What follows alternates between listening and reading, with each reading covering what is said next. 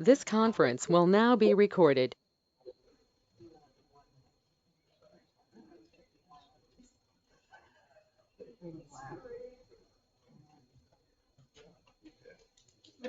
It's 9:36. I know. Brett just walked out a second ago. Here it comes. Can I get some water? No, he is.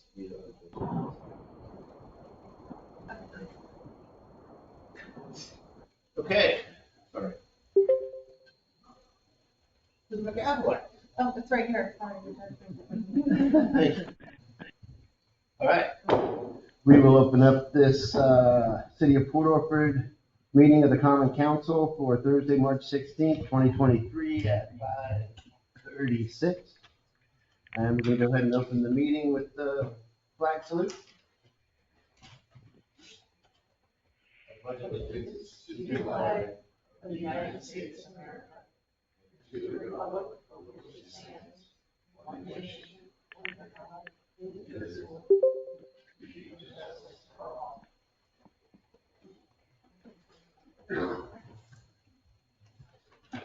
Okay.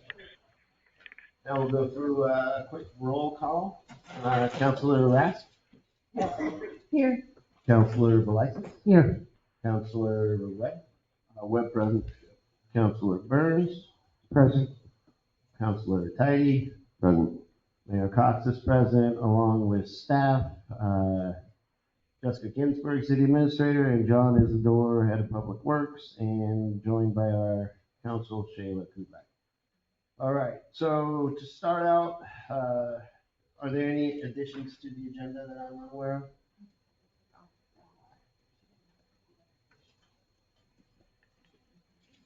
Okay, so we're going to take off item B of the consent calendar. And I just learned that under new business, item 8B, the rental agreement, is not quite ready yet. Shayla wants to have a crack at that, so we'll just go ahead and take that off right now. And I had told some constituents that we were going to have a conversation about the SB 948. I just get my Form 8 messed up, but on advice from council, we weren't able to do that because it ties in with the hearing that's going on later on. So unfortunately, that's the position we had to take with that. And lastly, for the agenda, we are going to go ahead and, oh, thank you. We're going to go ahead and move up citizen considerations, because we have an executive session after the meeting and we don't want to have, we have one person on our list and maybe some more in the electronically there, but I don't want to make them wait for their 3 minutes. So, Penny, is it all right to come up before the meeting? Absolutely. Well, before the meat of the meeting, I should say.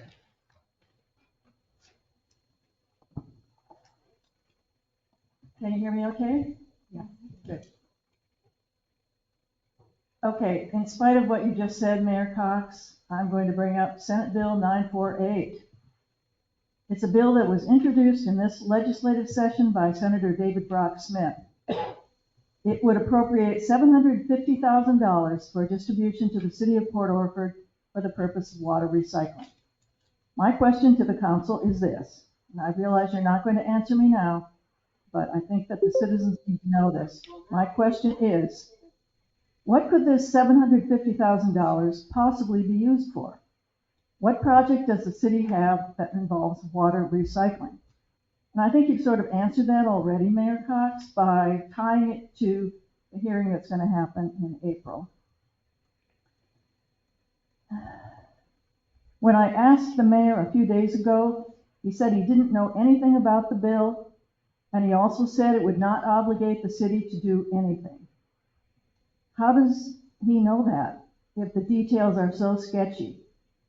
And he said that it would come up at this meeting. Well, we know now that it won't, except with my comment. So why was it kept off the agenda? It seems like something citizens should know about. The only recycled water project the city might remotely be involved in is the pipeline to the proposed golf course, a private business. But that's not something Port Orford will be paying any amount for, is it? Is it? While the golf course promoters have said they will be paying for their pipeline, I didn't suspect ever that that meant the taxpayer money. Citizens' money, your money, my money. And just as a reminder, the golf guys have never said they'd pay Port Orford 1 cent for our recycled water. They want it free forever, no matter what it might cost the city down the line to supply it. The council should get all the details and then should inform the public completely, as soon as possible. Thank you. Thank you. Is there any public comment online, electronically, remotely? Okay. And we are really going to try to keep this meeting to 2 hours. I'm going to push because we have an executive session after, and I have some important engagements I was not aware of earlier. So, presentations,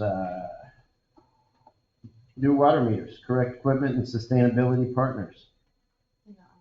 Good afternoon. Can you hear us all right?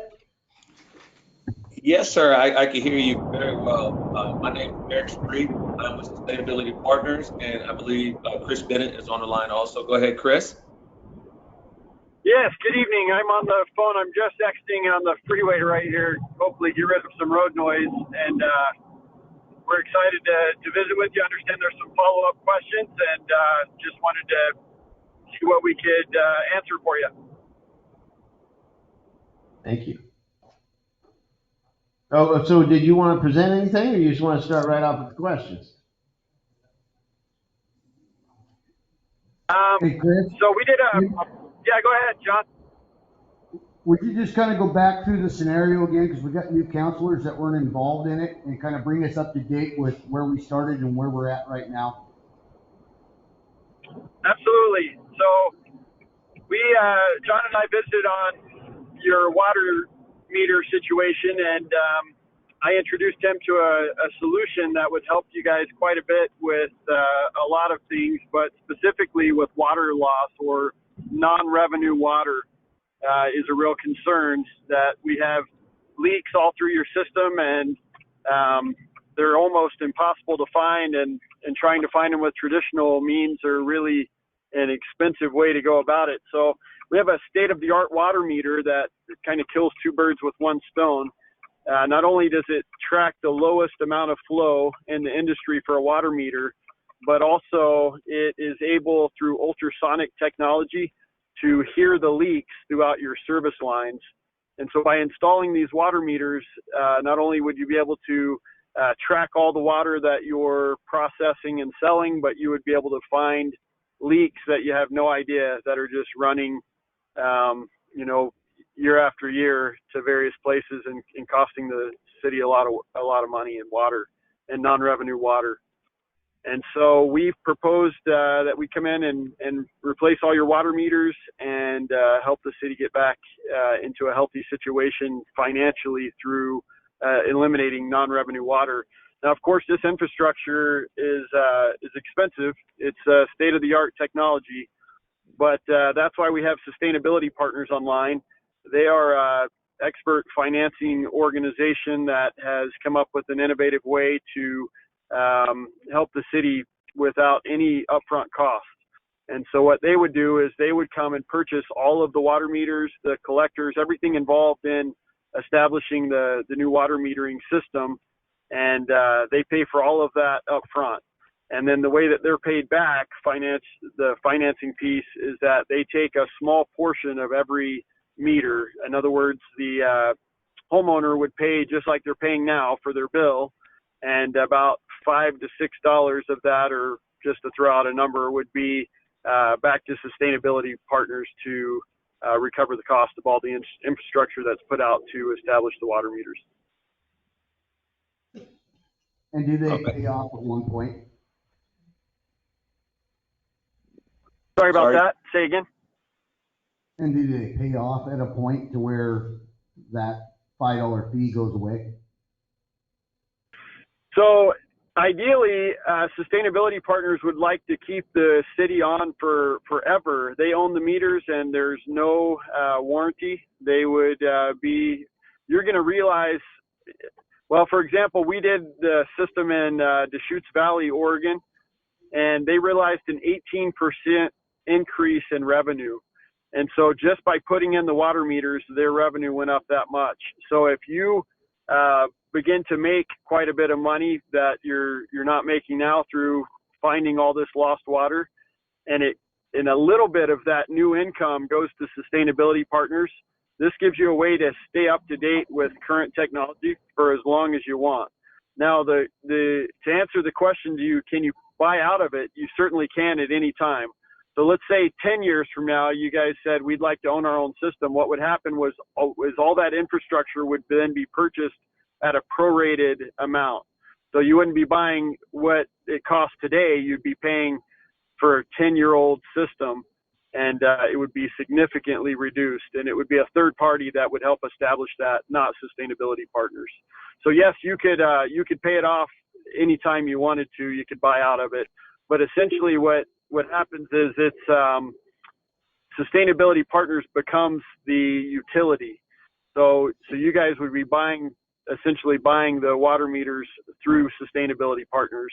And that would go on until as long as you wanted it to. And so they own all repairs, all maintenance, any issues with the meters throughout the program. That's correct. And so the bottom line is it's going to take you from where you're at right now, revenue-wise, and bump that up a whole lot. And so just to give it a real-world example, if I said, hey, if you give me a quarter every month and I give you $1 every month, would that be a good deal for you? And you guys would go, yeah, what's the catch? And I say there's no catch. And that's essentially what can happen through this water metering program, because these meters are such a powerful solution. They're going to produce water or revenue from water that you're not currently receiving. And it would be nice just to put, throw $1 million out there and own the system. But if you don't have the resources to do that, here's a way that you can do it. And so instead of making the full $1, you're going to make 75 cents that you don't have right now. So every month, month after month after month, that's just going to be revenue that's coming in. And so certainly you could buy out of that down the road if you wanted to, but there's lots of other options that may be more impressive than just owning the water metering system, such as technology is advancing so rapidly, you guys could roll that system into a brand new cutting edge system 10 years from now if you wanted to. And Sustainability Partners would finance all of that just in the same way. Thanks, Chris. If I can give some real life examples, just a couple of them, because I know you guys are trying to get out within the 2-hour time frame. But again, I'm Eric Street. Mayor, thank you, and Council, thank you for allowing me the time to share what we do at Sustainability Partners. But we invest in infrastructure, in all types of infrastructure, whether it's turf, roof, water meters. We do a lot of water meter projects across the country, because what we try to do is just try to bring some cash back into the municipalities so they're getting out of this run to fail system. Most of the water meters are just, it's not reading accurately. We vetted this company out, and so we like working with them because the product that they have is just fantastic. So there's a city called Simmsport, Louisiana. We did a water meter project. They're roughly the same size as you guys there. And, we're on a month-to-month contract. We don't affect their bond rating, credit rating. And, we were talking just like this to the council. And I told the mayor, just give us a shot. It's a this contract is month to month. It's easy to get in, a 10-page agreement. It's easy to exit. And just check us out. Just give me a couple of months, after we put the water meters in. And another thing is, we don't start billing you until after 30 days after the water meters are installed. So after we put the water meters, he gave me a call back. He says, I think I'm going to keep you guys because our revenue increased by 42%. So I said, give me another month, because you could tell us to come pick this stuff up, or you're going to give it a shot. So this mayor also, the following month, he gave me a call, still 42% increase in revenue, no mistakes on their books. So now from them, with them, they fixed a few water lines and things like that. So now they're up to like 55% increase in revenue. They got a serious cash flow coming in. We're at the point right now building them a sewer plant with our money up front. They don't have to pay anything until 30 days afterwards, but it's all part of the capital that they started receiving from the water meters. And we're using some of that money that they're saving to help them with the sewer plant. There's just one more example of another area called Cotton Valley. And we put the water meter system in for them, and again, 30 days later, they had 65% increase in revenue. A very small area, just like yourself. They have 1,001 people. About after a year and a half, they had over $150,000 saved just from the water meters. So it's a very good product. We like it because there's no moving parts. It's not going to break. It's not going to break as far as the moving parts. It's going to always read accurately. If something were to go wrong with the water meters, we will be the company will stop payment on that water meter. We'll install another water meter in there, and then we'll start the billing system, just like your electric bill. You don't care if the transformer goes out. You call the utility company. They fix the transformer. Lights are back on. There's no extra charge for going out there to fix that transformer. It's just that you want to fix to get your lights going. And with Chris, had correct equipment there close to you guys, we should be able to get that situation fixed pretty quickly. But it's state of the art. It's very good. And we know that you will increase your revenue by capturing just your water loss. Just one quick point. Increasing revenue, but we're also paying $4,500 a month to pay $6 for each meter. So if you hit that 42% mark on your increase or around there, then it's not too bad. But I think we're around 10 or 11,000 on average for water bill. So that's half of our income. So yes, our revenue will improve, but that doesn't mean that we'll be making money out of it when you put it against the. Well, and I'm for this. I'm talking total math. I think there's great merit in the water loss, and when you take the employee that almost, that it takes out of it. I just want to go into it with eyes wide open. Right. There's a lot of revenue to be saved just besides the water loss. We know it's 40%. It's averaging 40% and has for 20 years. So we cut that in half. Now you're talking chemicals at the water plant. You're talking overtimes at the water plant. Because without all this loss, and we're capturing what we are actually making, we're going to save a lot of man hours. Then we've got 4 days a month that 2 guys are out reading meters, or 1 guy, 2 guys sometimes, and then we have all the rereads and the constant reads and offs and all this stuff. So that kind of, to me, is a huge number. And then you got Keeley, who is entering all this stuff, 4 days a month. She basically wouldn't have to do it. It'd be all electronic. We'd have minute by minute read. And correct me if I'm wrong, Chris, our leak location will be on the customer side also. So if they have a toilet valve or a broken pipe, Bing, it throws it up on the map and narrows it down. You go out and tell the customer you got X amount of days to fix it. So there's a lot. It's not just the revenue that, I don't think we should just look at the revenue from the meters. It's everything else that's tied with the meter system, because it pretty much takes it out of Public Works' hands, which means we don't got to mess with meters anymore. We spend a lot of time. So there's that too. Right? Yeah, I just had to throw it out there. No, you should. Yeah. You should. And that was the reason for this meeting, so we could beat up all these different questions. Oh, yeah. The sewer is built off of the meters too. Remember, the sewer numbers are built off of the meters too. Right, So and that's why your revenue is really going to increase, because as you know, or you should know, well, I guess a lot of you don't, but when the meters are old, there's 60-70% of them that are well over 2 million gallons. Recommended they're changed every 10 years, and as they get older, they slow down. They don't ever speed up. It's rare. I mean, 1 out of a million will speed up. That doesn't happen. So they all slow down. So that's going to be one of the shockers you see when you need to see a new system go in, whether it's these guys or a mechanical meter. The bill's going to go up a certain percentage automatically because the meter is going to be reading correctly. So that's just something to be aware of. Thank you, John. Brett? And your loss in that would be reduced. So is this privatization? Is this privatization of our water infrastructure? What secures this?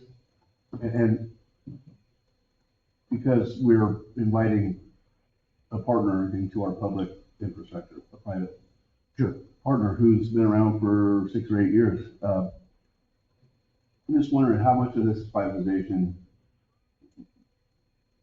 if we fail to make payments, what control do they have? I think there's a lot more than just dollars and cents here that we should probably try to vet. Because there's instances of failure to make payments and how were the users ultimately affected by that. Do you know, Eric? Yeah, we cannot disconnect because it gives the law for us to just go ahead and turn those things off. If you guys can't make a payment, there's obviously something going wrong, and we're going to try to work with you guys to figure out what that problem is. There was a situation with a small city, the same size as you guys, when COVID hit. Nobody was able to go to work, and nobody was really able to pay their bills. And so the mayor gave us a call and said, "Hey, listen, we have no money." And so we said, "Okay, well, we'll just stop the payment for now and let you guys get back on your feet." So 3 months goes by and the mayor calls back and says, "Hey, we're good to go. How much do we owe you? What's the back pay we owe you?" There's no back pay because it's a month-to-month contract. We do not do any UCC liens and filing on you guys or anything like that. So, they're say, "What's the catch? You go put it all on the back end." No, I can't put it on the back end. What we're trying to establish is a 100-year relationship with a municipality. Our CEO realized that municipalities are always trying to figure out ways to raise money, get grant money, get loans, bonds, and stuff like that to figure out. But when you get it, you're left alone. But in this situation, you're with us. We're not going to be telling you how to run your business. We're just here to help you run your business. And if we were to go out of business, you guys are still safe with that also. But we've been around longer than 6 years. I've been working with the company for 6 years. I have sold over $100 million worth of water meters by myself to municipalities, helping the communities, and everyone is just grateful of the increase in revenue. I understand that you say if you were to, you had to pay us a certain amount, but yeah, you have the increase in revenues. But what is your other ways of doing it? If you have the money, I say, great, that's fantastic. I will go with Correct Equipment with their water meters, the ultrasonic. That's the best one on the market. I would say good luck and go with them because you will increase revenue. But if you were to get a bond or a bank loan or something like that, if something goes wrong with the meters, which is unlikely, but if act of something happens to it, how are you guys going to maintain that? And it's just a cycle that we're trying to get you out of. We're a public benefit corporation. Everything I'm telling you, if it's wrong or if we're trying to mislead you, you can sue us. But our main goal is to try to help the municipality to achieve their goals. And one of it is just water loss in general. Okay. I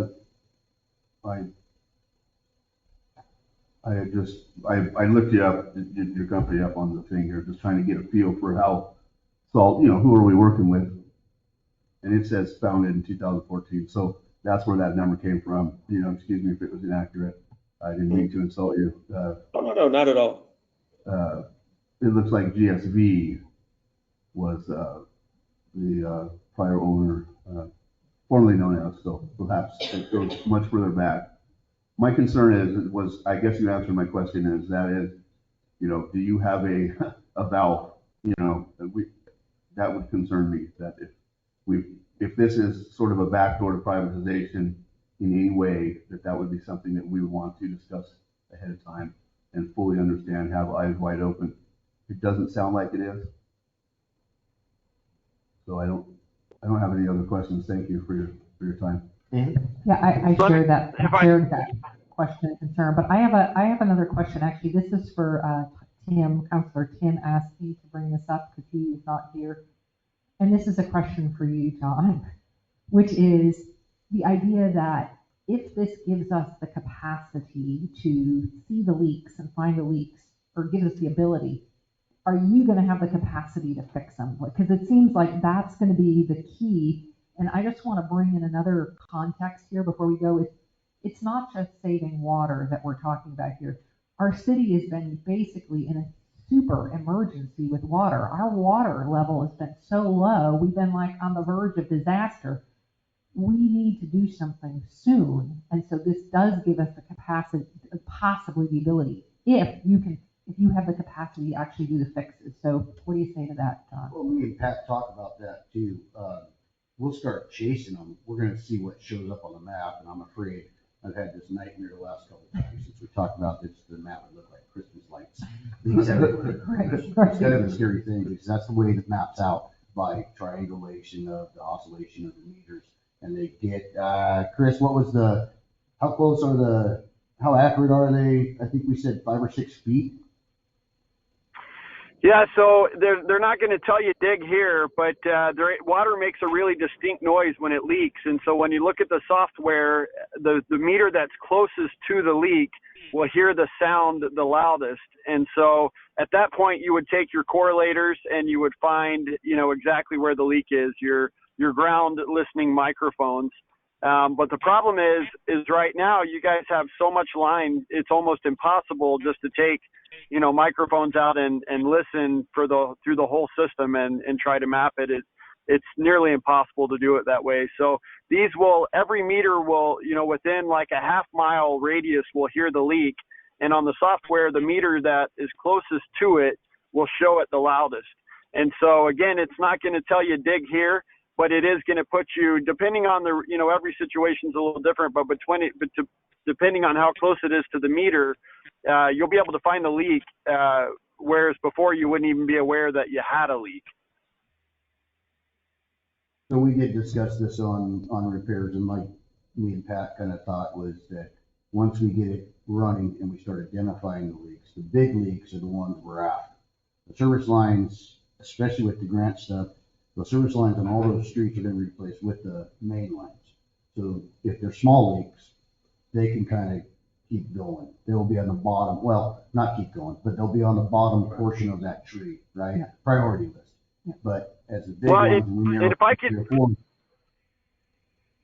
I could speak to that as well, it's actually the big leaks, are the ones that they show up, and you can see that, and you got a crisis on your hands. But it's some of the smaller but substantial leaks that will run for years and years and years, and we're talking hundreds of thousands of gallons of water that are being leaked out over large amounts of time just because they don't surface, and you just have no idea that it's happening. So the really big leaks, you guys are already taking care of the majority of those. They show up, they're a big deal. They bust up the street sometimes, they cause infrastructure problems, but it's the substantial smaller leaks that can cost you a lot of money. And like you said, with being in a water crisis, that, as you start to heal some of that, it will make a huge difference, not only just in your revenue, but with the water, the availability of your water source. Right. Can I just ask another question just to help us understand the alternative, just so that we know? It sounds like our meters are just totally toast anyway, so we would have to be like buying, or they're in, maybe some of them are. There's 780 connections. Okay. So Were they like 110 still, or what? no, they went up there about 140 for the mechanical. So, And we did this, we had 300K set aside, and we ended up using it for the contact center. And that was for the installation of meters. That wasn't for the software or anything. Right. And we were gonna have to put the meters in, Right. which would probably take us a year. Yeah. These guys come in and get it done in a month. It's up and running. The software's on both of our computers. And there's a lot of cost to installing meters, right? I mean, there's gonna be broke corks and all kinds of stuff, or curbs, sorry. That would be one question for Chris too. When these guys come to do it and they find stuff like that, do they deal with it? Or is this something that I need to stock parts on so that we can assist? Because that's the one question I hadn't answered for myself. But real quickly, I'll answer your question. We talked earlier that we would probably hire a small contracting company, somebody local maybe if we could, and come in and get 3 or 4 of these leaks done at one time, something to help us out if we get overwhelmed. Yeah. So, because you're right, we have both plants to run, we have all the other day-to-day stuff, so we would attack them as a priority list and work our way down them, and if we were buried in leaks, then we would look for outside help. okay. Theoretically, you'd have 4 more days to do it too, if you weren't reading either. But the thing is that the alternative is there is another, if we had to replace our meters, otherwise it would also be expensive. It wouldn't be as expensive, but it would be almost, it would be with labor, oh, yeah. Yeah, okay, yeah. And That's just, it would take a long time. In Go ahead. in Lakeview, Oregon, we're doing a water meter project there also, and they know they have a serious leak problem. So what they requested was a little bit more capital to try to replace those lines. And then, we use that to help them out. They got a staff and everything to do it. So we try to help them in that sense to just prepare them to have equipment ready on hand, and then we just kind of true up at the end. I just thought I would share that with you. Yeah. One quick question. When we were talking about the correlation of the leaks, the meters themselves don't do the correlation. They just show you that you need to put your correlator between point A and point B. That is correct. If you think of a neighborhood and you've got, a couple of meters, just right now in your mind, think of like two homes next to each other, and you see, on a really detailed, cleverly organized technology map, it shows you that both of those meters hear this sound value really loud, this leak. And so you've got a leak, but you still have to find it. And it's going to be, it's going to be close to those meters because they're hearing the sound so loud. And if you take a third and fourth and fifth house, they hear the leak too, but you can see that the circle is a lot smaller. So it's like you're getting colder as you go away from it. And you may go as far as like, a quarter of a mile away, and that meter hears the leak too, but it's a lot less loud. And so you can just use that. But at that point, you would need a ground microphone to be able to find the leak if it wasn't surfacing. Now, a lot of these things are surfacing too, but you write it off as like that grass over there is greener than the rest of it, or there's interesting shrubs that are growing right there, or the ground's a little soggy. So sometimes you don't have to get real technical to find the leaks. You just have to, now that there's a leak there, you can look around just a little bit more and go, okay, there's the problem. Understood. No, I was just asking because we don't have a correlator in the area that we're in. The subsurface equipment is really hard to hear because it's always windy or you're always close to the ocean. So that would be a real deal sweetener if you threw a correlator in with the package. Yeah, we sell a correlator that works really good, but some of that stuff really is an art form. So it isn't just the equipment; it is the person that is skilled with that. But the majority of the leaks you'll be able to find just by being in the proximity and knowing that you're close. With a little bit of exploration, you can start to find them, pick them off. But you can't find leaks that you don't know, are leaking. So that's the lion's share of it, is knowing that you're in the right vicinity. so, do you guys do municipalities pass along the cost of the meters to the water users, or is it just paid for by the city given that there's less water loss and savings? How do municipalities normally do that? Yeah, so both. Right now, you are selling. You guys are in the water business. You're selling water to homeowners, but if you were owning a retail store, you would have gone out of business because you're buying, the water at say 50 cents, and you're supposed to be selling it at 80 cents. But what's happening is you're doing like a buy one get two free type of thing, where the consumer is actually using a lot more water than they're paying for. So a lot of revenue is going to start to come in, and folks' bills are going to go up, but not because you guys are charging them more. You're just charging them for what they're using. I mean, if you think of a gas pump, and you pull up to the gas pump and you were getting a couple extra gallons per your dollar than you were supposed to, that would be awesome. But then eventually, if the gas company figured out what was going on, and they said, hey, you guys got to start paying what's posted here, you might have some people a little frustrated with that, but really, how frustrated can we be? Like, we're being honest, and we're paying for what we're using. And so that will bring in a lot of revenue in and of itself. As you start to stop the leaks, that will help a whole lot. But then certainly a lot of cities just never do increase, technology cost, and there's lots of reasons that inflation. So every so often you guys need to increase here's what it costs to produce water.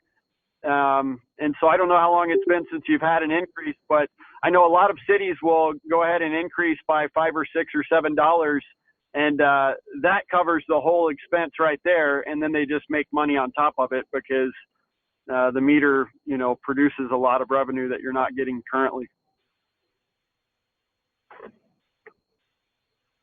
Any other questions?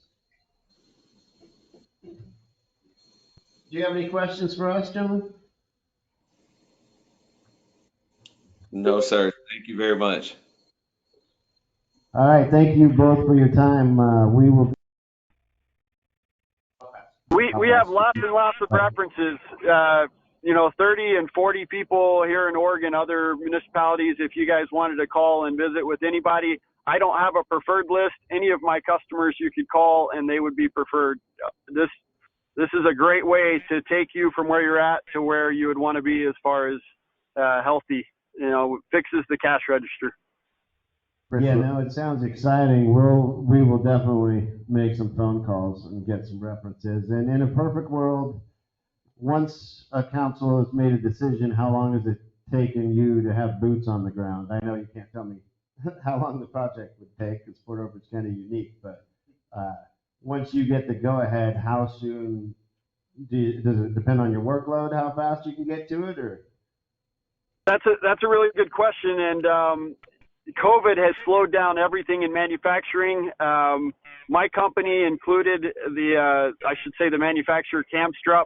We're doing a lot better than some of our competition, but just recently we were able to procure about 4,000 meters just to have on the shelf because we're doing quite a bit of business and just wanted to be ahead of some of that. So I don't have those meters in stock yet, but they're en route.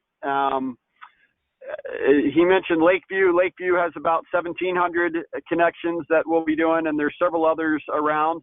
So as of right now, if you guys said, hey, let's get this going, it would realistically, it would probably be about 2 months before we could even, start to break ground, so to speak. So a couple months is where we're at today as far as actually boots on the ground, and that could change, for better or for worse in the near future. Just depends on how things shake out. But Camstrup is producing meters as fast as possible, and there's a lot of demand, and there's definitely more demand than they can keep up with. So we're trying to help offset that by just ordering more than we have sold by quite a bit, just to try to help backfill. Excellent. Mayor Pat, I have one other thing. I think if we wanted to get into the space to actually make a decision, it would be very helpful for us not only to have references, but a sample contract so that we could actually see what that looks like. John, if you already have that? Okay, maybe, oh no, okay. If we could actually see the sample contract and review it and have our attorney review it and our city administrator review it, that'd be great. So if you could send something, that would be good. No problem. It's a 10-page contract. It's super simple. Possession is 9/10 of the law. All of this infrastructure will be in your control and in your area. Eric, where do you live? Louisiana.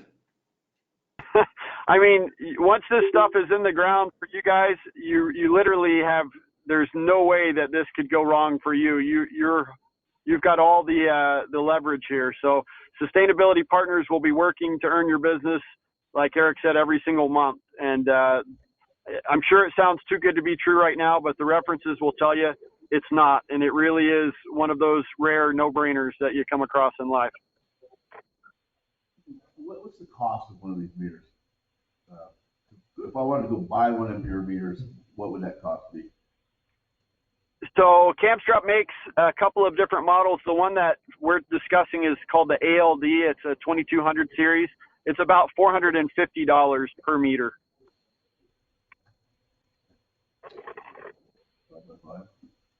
20-year life? Yeah, 20-year life expectancy.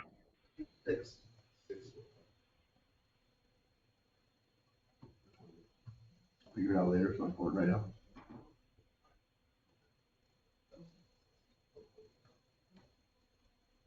So $6 a month? $6 a month. Just,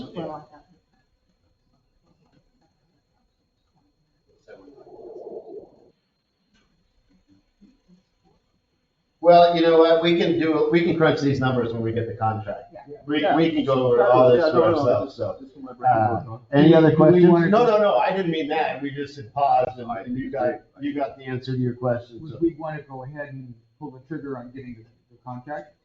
No, we're gonna get a sample contract to get reviewed. We'll get that contract out, before the next meeting, or we'll distribute it as fast as possible. Are you familiar with this device, John? Would you like to get a sample? I have one. You do have one? I have one in my office that I could actually bring and let you guys all look at. I'm not, I just wanted to be sure that you are familiar with it and what your opinion of that device is. I watched a bunch of videos on it and saw guys wrenching on it with a pipe and everything. It's a polymer type meter, it's not brass. And I was kind of skeptical of the same thing until I watched some of the videos, and they're pretty darn tough. Yeah. And it's been sitting in my window for, I think Chris gave it to me a year and a half ago or something, and it still says 0 on it. So, And that's a big bonus of them doing the installation, because the only bad thing about those polymer meters is if you get started cross-threaded. nothing better than a good Yeah. cross thread. No, I'm not saying they do, But yeah, that when you replace the old ones. that could be a hazard if you're not careful with, that would be the only concern is cross-threading them, because they are a plastic polymer type meter, but they're more than tough. That would be a concern. What the warranty is, how long it would last, all of that would be a concern if it was you that had to pay to replace it, but it's not. That's true. Good point. I'm gonna work like hell to find fault here. That's my job. Yeah. It sounds too good to be true. It's one of those things. It sounds great. And we double checked, it is compatible with Tyler too, so our system will read it, the county Ooh, that's system. big. So that's what we double checked. Yeah, we would have to change systems. That's right. That's some of the questions we would probably have to get from Chris too, to see, because we did check into it. Tyler is capable of electronic read meters. We just want to make sure, but I think there's a separate program that comes with this. Chris, you want to help me out with the programming that we discussed about reading and the auto sending of the reads every minute and everything real quick?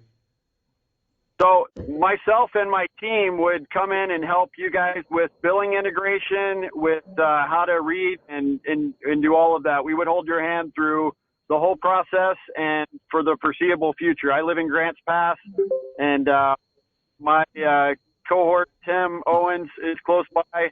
We have a gal named Elizabeth who's an expert at all of this software stuff, and we would be essentially equivalent to an IT department for you to help you at every turn.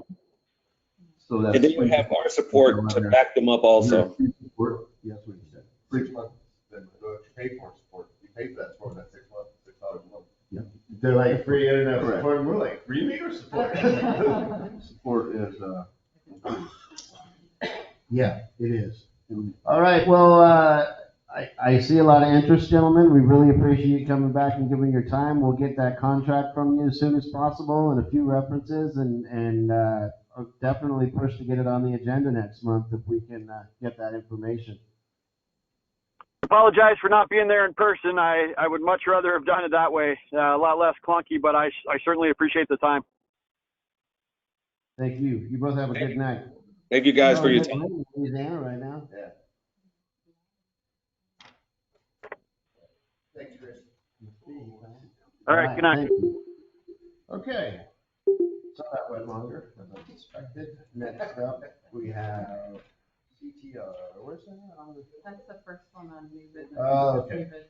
That was Oh, no, so we're gonna go ahead and move, new business 8A up, because that is one of the things we need to definitely make sure we get picked off. And we have a gentleman sitting here who I could see really enjoyed the meter presentation, but he might not enjoy the rest of this one.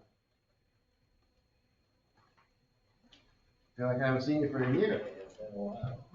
Maybe it was even Zoom. It's been 11 months. I technically did it in May last year. Yeah, I was just thinking that it's been since 2019 and then crazy. For those of you who don't know, my name is Luke Pike with CTR. I'm the manager handle all the refuse in Curry County, including the city of Port Orford. And here today to request a rate adjustment based on CPI of 2022 and how that number comes to play. It's not something we just create. It's based on in the agreement that the prior year, take the whole average of 2022, take the whole average of that year, and that's how it comes out to 8% on the third page of your packet. Shows the CPI. And at the very bottom, it shows the average of 2022. What that results in is the most popular cart in Port Orford is a 32 gallon, and that consequates to a $2.26 per month increase. And we are asking to effective rate as April 1st. Just a couple things. That is the most popular cart, but it's not the smallest. There is a second option that we started a few years ago. Somebody could request a 20 gallon cart and actually save, obviously it's smaller, 12 gallons smaller, but you can actually save about $6 a month if you were able to recycle and, depending on what you're throwing away. So there's other options out there that, customers that can manage their trash. I'm here basically for any questions as well. It has been an interesting year or a couple of years, dealing with the weather and the slide. And, I'm pretty proud of our team that it didn't interrupt service, and we lost transport between Brookings and Port Orford. It was an incredible challenge. We actually took some garbage trucks around to Grants Pass and up through Roseburg, all the way, over to Hughes Bay, and then down to Port Orford, stayed the night, ran the route, and stayed the night again, and drove back. Because, we're DOT regulated, so many hours that we can operate. But happy that it's open now. But I'm here for any questions that you may have. This is the biggest increase you guys have ever asked for, right? This is by far, since I've been here, I think this is my 7th or 8th year. Usually, 2%. Usually increases around between 1% and 2%. Usually, 47 to 60 cents a month. So this is definitely much more. Last year, I think it was a 4.7. The increases that we're seeing, just for an example, just labor costs alone, in 2022, we had 5 positions open from March through, we finally filled them in September.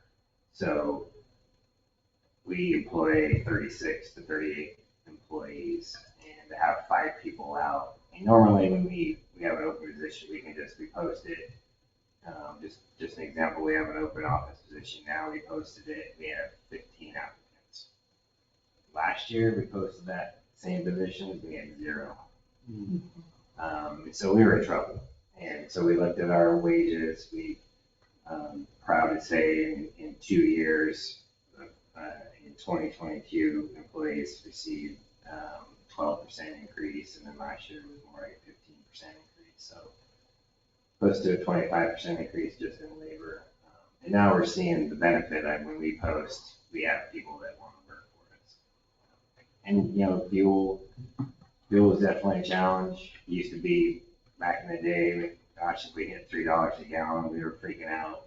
And now that number's $6 a gallon. So you're seeing the constant rise. You're not seeing it used to, it does fluctuate, but the bottom of the barrel, fuel that isn't where it used to be back when we were doing price increases of 2%. So does the franchise agreement or our agreement with you normally just tie the rate adjustment to CPI? That's kind of what's the way it is. Wasn't there, like 2 or 3 years ago, wasn't there an upgrade or something to the cans We that? did a cart recycling. Used to have a little 18 gallon van. Yeah, maybe that, yeah, but I just remember that was the only difference I've seen, is there was one little bonus one for one of the increases beyond the CPI. How many of your free pickups will there be for yard free? Is that gonna be affected? Will it be the same status quo? Same for us driving around and picking up. Yeah, you know, what our constituents get out of it. Is it gonna be the same, or will it be a decrease in what you offer? No, we offer the same. That won't change. No, it won't change. We did add an additional day at the transfer site. So we actually do that 3 times a year, that people can bring yard debris, just drop it off for free. So now we do one in May, one in August is the new one, and then we do one in the winter time. That summertime pickup is particularly hopeful for us here. I definitely make up any extra charges when it's a free yard debris day. It is definitely our most busiest week. Free yard debris for sure. Well, it's what did our constituents there on Social Security allow? They received a bump. And what is that bump? Do we know what that is?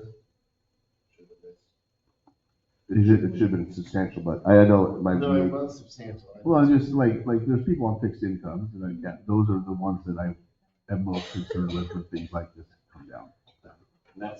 And that's one of the reasons, when we did that cart recycling, that was one of the things that we gave people a bigger cart for their recycle, but we also gave it an option for a smaller cart for the trash. And a lot of people in that situation that you're talking about can, if they choose to, drop down and actually save money. It is a little bit, less of a size, but typically what we see, you can do it with, 1 or 2 people in your household. Having a 20-gallon cart is the perfect size. So it's something to think about.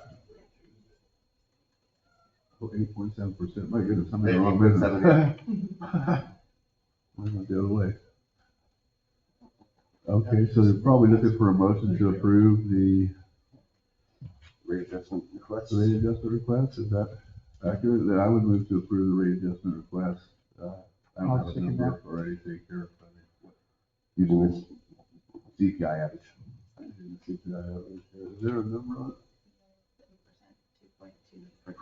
Man, I don't want to say that out loud. That's, okay. Then I move to approve the CPI increase of 8% for, Curry County Recycling for, the year 2023, effective April 1st. I'll second that. Any discussion? I think your work is done here. I guess wait for the dramatic ending, but, Councilor Said? Yes. Councilor Rask? Yes. Councilor Burns? Yes. Councilor Webb? Oh. And Councilor Velisis. Yes. All right, there you go. Thank you Thank you for your time. Thank you. Might get home by dark. Is there any more great information on much to stick around? Absolutely. All kinds.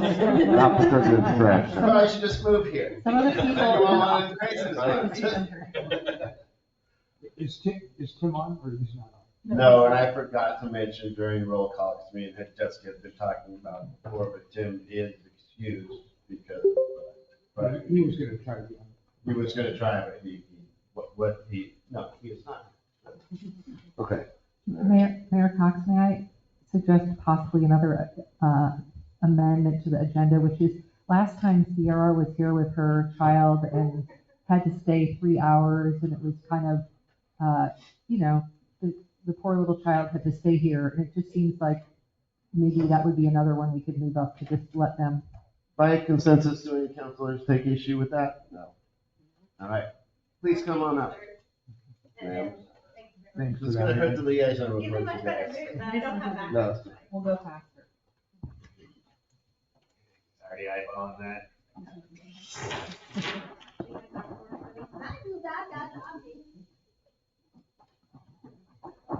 Okay.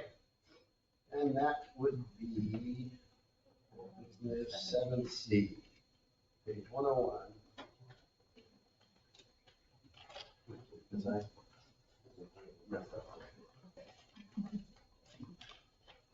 I'll go ahead and make a motion to approve, the rental of the A-frame to Siskiyou Discovery Homeschool Cooperative for $120 a month. I'll second.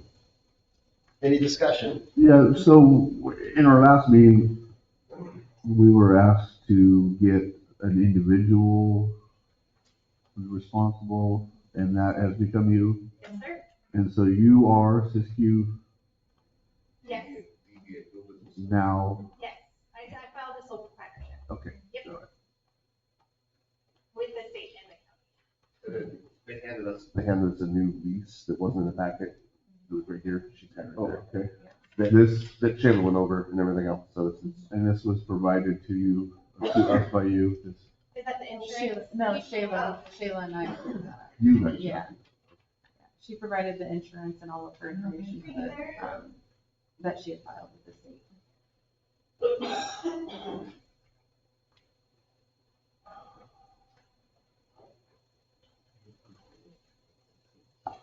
was this to take effect April 1st, or when was this to take effect? Did it say in the rent, in the rental agreement that April 1st? If you need help too, I just went in there the other day, it needs to be swept up, you know, Yep. so beforehand, if it's going to, let me know. Sounds good. Yeah. I just a few things that.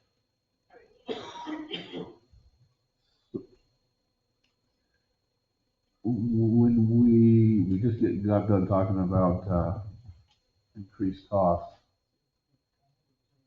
and we have a fixed rate of $120 For 3 days a week, 4 hours 3 a days a day. week. Yeah, no, we have made some assumptions on the power consumption. And we will not have an opportunity to address that for a period of 1 year.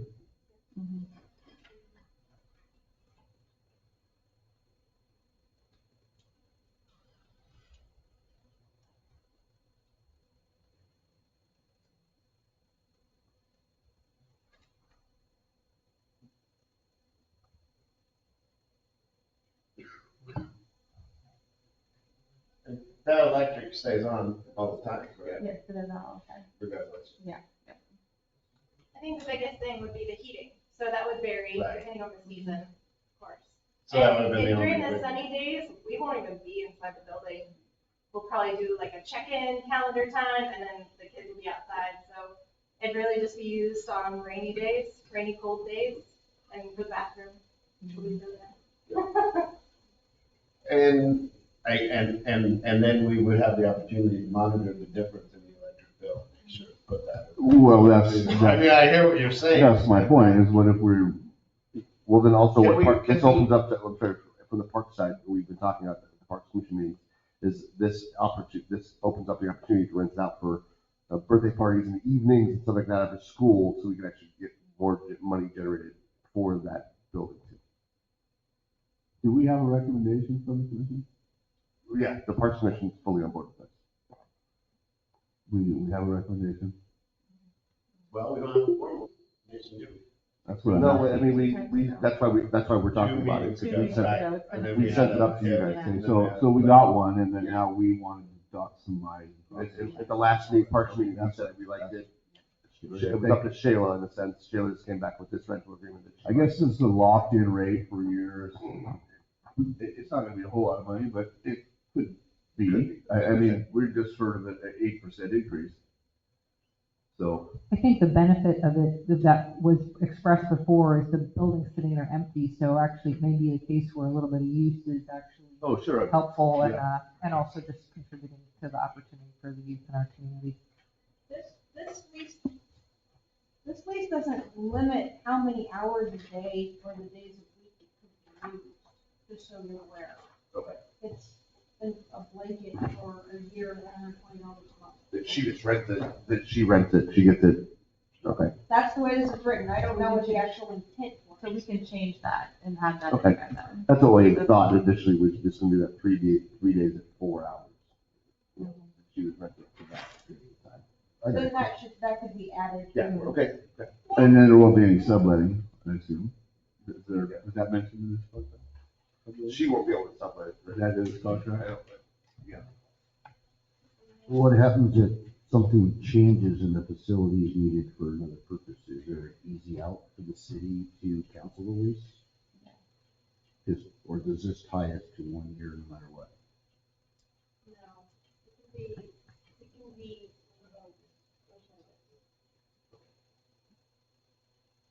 On either side, right? I mean, I think with notice, I forget what it notice is, but. But the fall covenants, 9 to 1. Just making sure it's legal. But that's something we need to put inside the rental agreement. Yeah, I didn't. No, that's perfectly fine. That's Oh, sorry, no, Monday, Monday, Wednesday, Thursday, so that's that. Monday, Wednesday, Thursday. It can be terminated by either party with 30 days. Cool. So do we need to remake the motion if we want the amendment to have it include those 3 days as part of the agreement, or? You can do that by. Okay. Cool. What is the? Monday, Wednesday, Thursday, 9 a.m. to 1 p.m. Is everyone good with that change before the vote? I think you probably ought to give her a little bit of extra leeway in there. I mean, Yeah, absolutely. Well, In the, you know, in the afternoon, right? I mean, the pickup time or something Oh, like it's that. true. It'll Right. take me like a half an hour on either end. Right. Yeah. So it would be better to say 7 to 2, would that be? 7:30 to 1:30 would be plenty. Cool.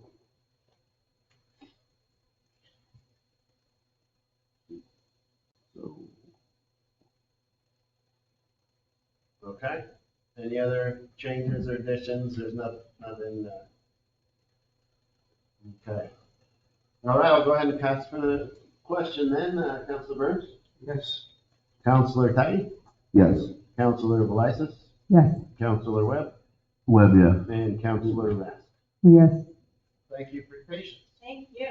And I'll follow up with you Yep. on material. We'll figure it out. Yep. Thank you. Have a great day, Thank you, Sierra. guys. I Yep. look forward to getting some kids. They're very excited. Very good. That's where they should be.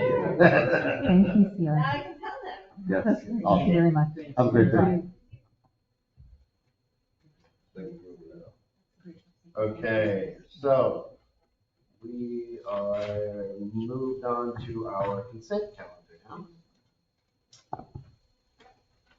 Oh, I saw some problems with the minutes there. There was one change I made to the minutes, the date on the top of it was the biggest one. Right, so, we didn't approve January, correct? We did, I'd have to look, I thought we did, but I'll double I check. believe we sent that back, Right. so this is not the January minutes, this is the February minutes, and we don't have the January minutes. Is that accurate? That may be, I think you may be right on that. I didn't track that down. You're right.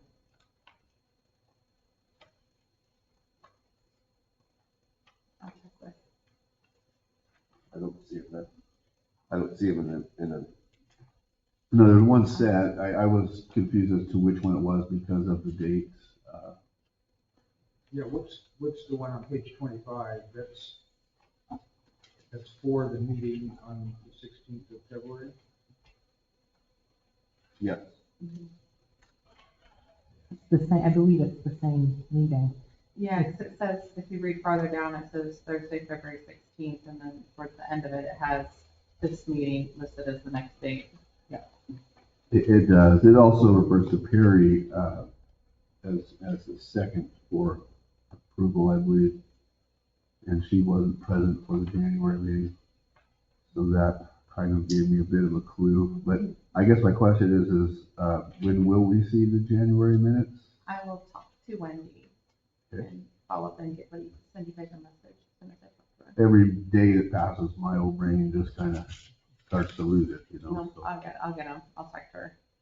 Okay, so consent calendar, the appointment is on hold for just a second, just because of paperwork. Mhm. Meetings are off now. Temporary liquor license, we did that already, yeah? No, this This is is a a different new one. one. This is a Okay. new one. Yep. Okay, and so we have, so I'll just break it out. 4A was the Daniel Kearns additional hours. I would need a motion to authorize additional. I'm going to approve that authorization. How many hours?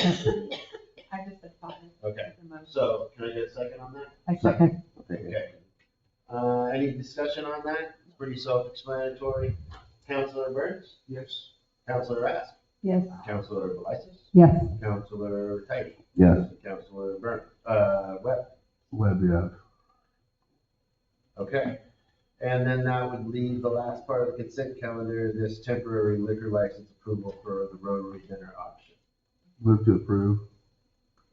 Second. Any discussion? All right, I will call for the vote. Counselor Rask? Yes. Counselor Webb? Webb, yes. Counselor Burns? Yes. Counselor Tidy? Yes. Counselor Velisis? Yes. Okay, so citizen concerns, I did not, well, we're at that point now, we speak only on agenda items, we did so we're good. Minutes, did we finish taking? No. No. No, we have not. We didn't do minutes. We didn't get to that. Oh, So we do have a set of minutes to approve, okay, and it is the February regular meeting for February. As I understand. I'll move to approve the consent calendar for March 16th, 2023. So we already broke that apart. we broke that out, so the motion would be for Minutes. this February 16 minutes. I'll resend that. I'll move to approve the consent calendar minutes for February 16th, 2023. Second. With the changes recommended, which is just to change the date, right? Right. Yeah. Okay, so the motion was to accept this February 16th, any discussion on that? I would just say, I think this is better, so thank you for the right Yes. mix of having more information and, I gave her the recording plus the video, so between the two of them and all my notes, it was good. and hopefully we'll get, yeah, thank you. It should be easier, Mhm. right? I mean, she can hear us now or whatever, and I'm aware to talk a little bit. She can hear you, she can hear you. Right, right. Hello, you and Sheila. Sheila's worse though, because she's on my bad side. All right. Did I call for the vote on this? No. All right. Counselor Burns? Yes. Greg? Yes. Ann? Yes. Perry? Yes. And Brett? Webb, yes. Okay, now we're gonna, let's see, what are we looking at? 6:45, we have departmental reports. Is there anything that you have seen on the Public Works report that you would like to ask a question on, council? I have a quick question. I didn't see on, right-of-way permit for 8th and Washington. I saw some work in like gutter with like a backhoe and everything else. Past couple days. I just didn't, we don't see those anymore. We don't see the right of way. But we have not gotten one, and we actually had that. Okay, because it looks like there's been some Discussion work with that in person. that right of way actively the last couple days. A couple people have asked me about it, so. And that is where, right? Washington between 8th and 9th. Yeah. It's right next to that old house that's. I am well aware of that. So I'm just asking if there was I didn't see anything, or Jessica doesn't have anything, so we just need to keep up on that. Yeah, that person was addressed, and it was brought to our attention and their attention a few times. This is not my intent is not to make anyone a target here, but is this an ongoing issue with this particular person? And if so, do we need to step up our reaction to it? I think that some people operate on the ask for forgiveness clause there, and it seems to be the case. So at one point, do you become insulted with that method. Especially if it's just your go-to. Right, You know, well, like- it's an ordinance violation. Yeah, I know, yeah. It's an ordinance violation, so basically there was, they'll receive an ordinance. They get a warning the first time that someone goes over there and chats to them, wherever they are. And then the second time is an ordinance violation at that point. And who does that, or how does that happen? Usually, actually, one of the officers goes because they're the only ones that can write the ticket for the ordinance violations. We cannot.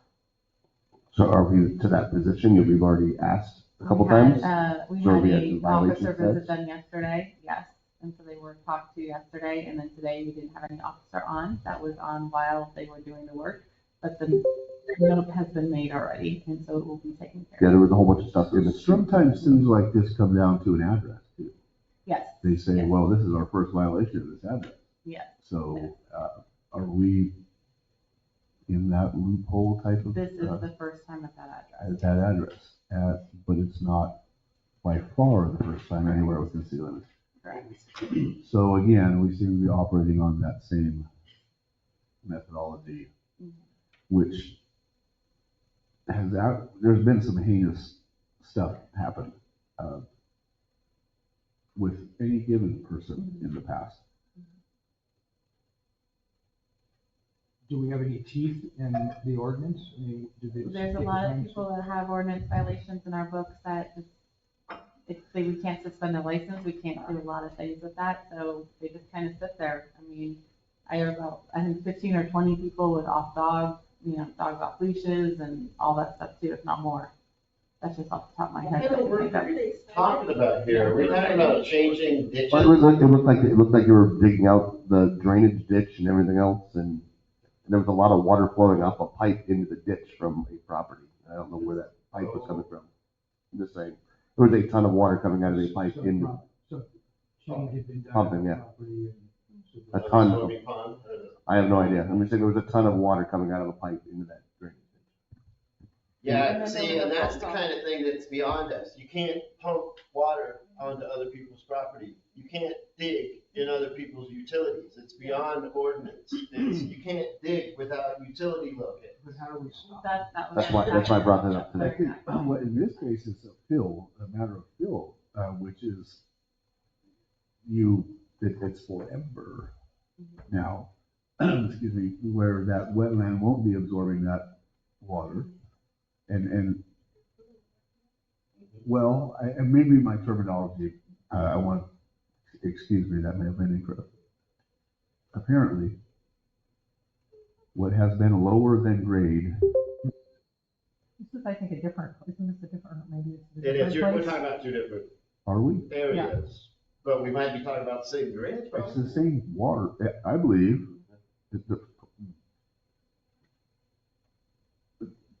The way I'm looking I at don't it want to is. say anything inaccurate. Right, exactly, and we're not here to.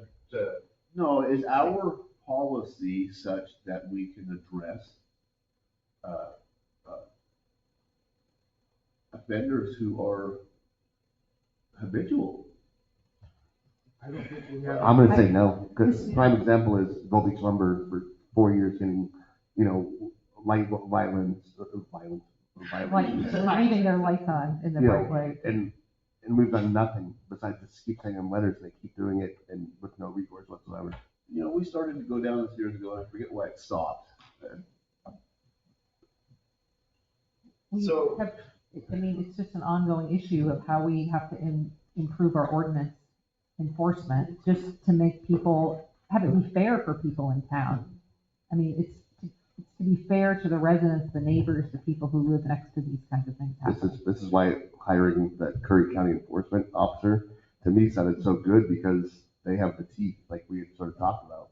I'm not saying we go back to that, but that was how we were saying that they were the ones that would write the tickets instead of Hanker, the cops. It was them that would write all the tickets and go after them and take them to court and do the. So why not associated fine? That's what basically it comes down to. There's no punishment. I mean, Well, shouldn't there be a fine? I mean, this is what Shayla has told us before, we should be getting fines. They should be cited into municipal court. They are. And fined. And you can record those fines with the county and they become liens against the property. if they don't, yeah, right, if they don't pay, then. So why don't we do that? I That's what I started to try to do. They have not, no one has done that. I don't think it was done in the past at all. The last lien that I saw that was filed was over 10 years ago. Well, a lien would be after it accumulates for a while, right? I mean, it There's a doesn't time period, yeah. become a There's lien time if it's period. like you But- have the violation. Yeah, fine. but I know like the ones that I was talking about with the dog has been in the books for 10 years, if not more. I think you 15, can be fined through the locate services 811 too for not filing locates prior to digging. Yeah. And that's kind of how this whole scenario happened. Mhm. Now, our ordinance does say that the property owner is responsible for the right of way adjacent to his property. So he would come down here, he'd get a cheap permit, he'd call in locates. We would do locates, everything's golden. It's not a hard process. But this has happened several times in the past. And it's like you go out, we've had, ask them to stop, they stop, they leave, drive back about an hour later, just go back at it. Yeah, at what point does that get insulting? Yeah, Yeah. so it's like, okay, so now what do you do? You know? And it's been too where they've waited till 5:30. Yeah, usually it happens, I've noticed, because I live in the area, just like some of the other people do, and it happens after hours most of the time. So But what one is of the problems is too, he's not working on, they're not working on their adjacent right of way. They're working on the right of way that's in front of the church. Right. So that really changes things. This is the downhill side. No, Ditch, but- or water lines, there's a service line that runs through, there's all kinds of stuff. So you But, so this has kind of been under my skin for like, I don't know, 8 years now. Forever. They don't have a grading plan.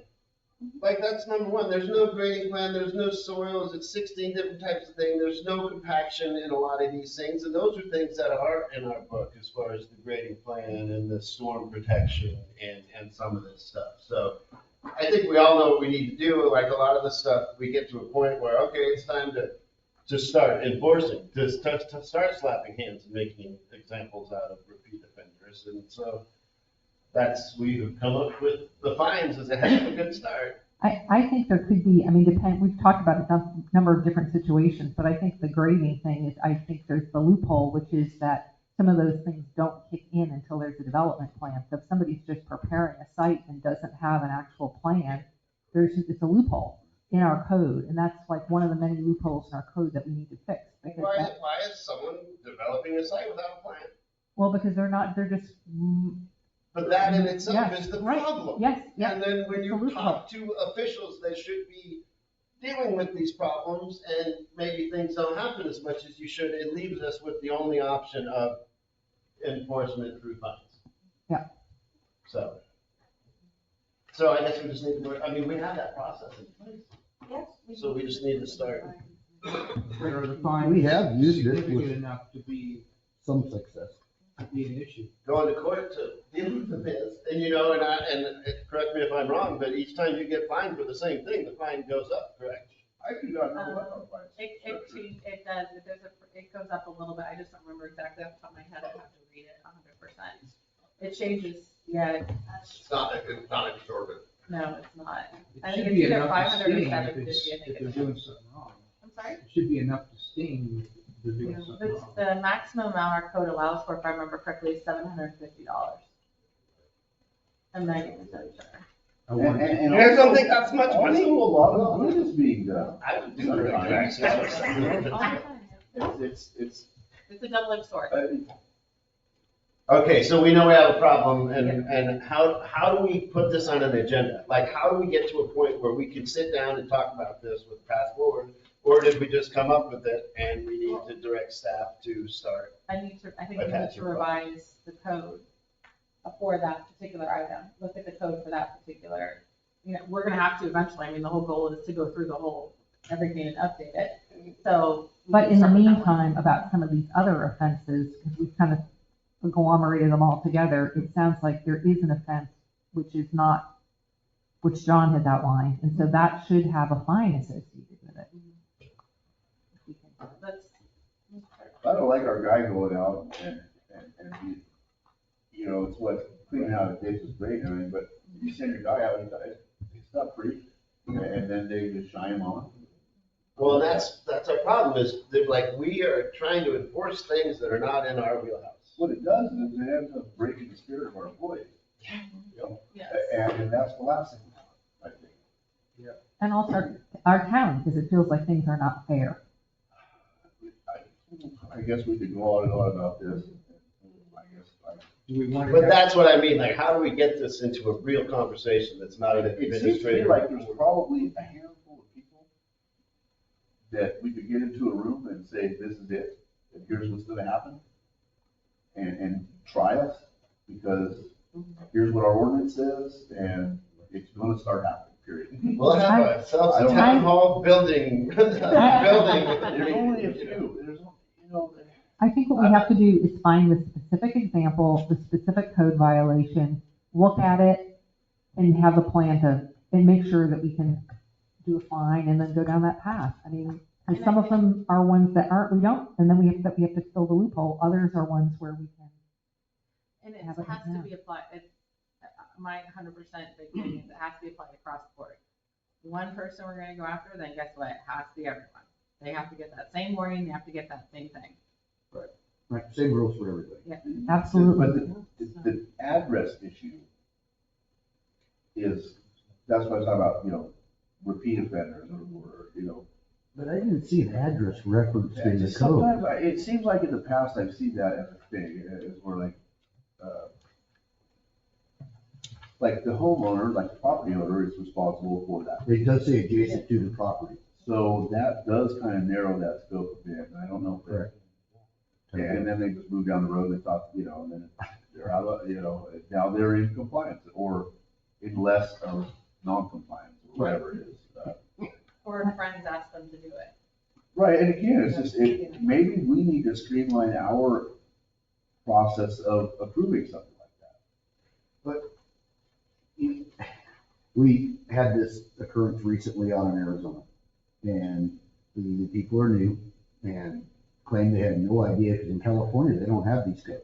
Nope. But we have a 25-foot right-of-way broaching into their property that is city-owned, and they're cutting trees and pulling stumps, and we're like, and I'm listening to this, and I'm like, well, I don't really believe California doesn't have code. That's just not gonna happen. But, and then, so I explained to her where the right-of-way, or them, where the right-of-way was, and what is city-owned property, they didn't understand that. I said, well, that's easement and right-of-way, and that's for the city in case we do infrastructure, utilities, blah, blah, blah. But a week later, 2 days later, I came back, and guess what? All those trees were moved down. So she did come down and get the right-of-way permit, if I remember correctly, Jessica. Yes, she did. But she still cleared the trees in the right-of-way and pulled the stumps, and we said, don't pull the stumps. So it's not, you know what I mean? It's not individualized to the couple that do it all the time. Right. There's other people that come in, same problem, 7th Street and Jefferson, that with a big module. They came in right away, mowed every tree down. They didn't have anything. I left a note on the window of the excavator. It said, stop all work, call City Hall, and left our phone number. That's the only way I got his attention. That was gonna be my next question, is the stop work order and what kind of power that has. Because if we put a stop work order on someone and they disregard that, then that becomes a criminal issue, doesn't it? I think that is the case, yes. And we should have And we've done a few. official city logo, Like, stop work. Get that process hammered out. And I would use it. Because then we can get a sign there, and it's not like, oh, no, not as soon as I turn around and leave, go ahead and go back to work. Well, you guys, I'm just going to call a point of order here, because this is a really important discussion, and I think we really have to talk about it. And I think one of the things we came up with at our priority session is the idea of, like, we need to work through things. We can't solve every problem at every meeting, so I think we need to move forward, but put this on the burner to come back to, because I know everybody feels strongly about it, and really appreciate Greg, you bringing it, and John, you talking about it. Okay, if I can get the consensus for it, I'm gonna go ahead and move to old business and get that chunked off before we go back to the reports. So are we gonna put the ordinance issue back on the agenda, or? Yeah, next time? yeah, no, we need to talk about it more, we just don't have. Right, enough so is it time. gonna go on next month's agenda or something like that, or? How do we know? That's if it pretty gets- broad, How do we like- ensure that it gets talked about? So what do we want to, because we have to start it with something, we have to start it with some sort of an action item, preferably. So do we want to go with the stop work order? Or, That's an important piece. yeah, I do too, That's because an it incredibly needs it. important piece. Okay, so next month, stop work order process for building, and then we'll go from there. What'd you have, John, for Public Works? Just, I'll talk about the Tracer study really quick. Oh, good, thank you, I'm glad I didn't cut it out. In dredging, we just had a dredging. Yes, and we've done the resolution for the dredging. We have a viable permit still, the 25-yard one. We're gonna work under that, that protects us, and we'll move forward. Can we on do that. more than 25 yards? No, No. Well, was that worth it? I thought that was too expensive for that little. We'll work off of that permit, because that covers us, and that keeps us moving, because the permit process is 3 years. 3 years, and that's no joke. So, So the 25 yards is annual? yes, because Until- it was shortened, it was reduced from 2,500 to 25 at some point, and that's what we're stuck with until we get the new permit. That hopefully will start as a one-time, dredge everything, and then reduce to an average, annual average. But that was like $5,000 or $6,000 for 25 yards. Now, it was like $1,800 for the day. It was a low bladed tracker, but we're gonna probably use a different method. I just I don't have it all together to explain it right now. But we have established that we can Yes. still dredge, We can you know, still the move process of dredging with that existing.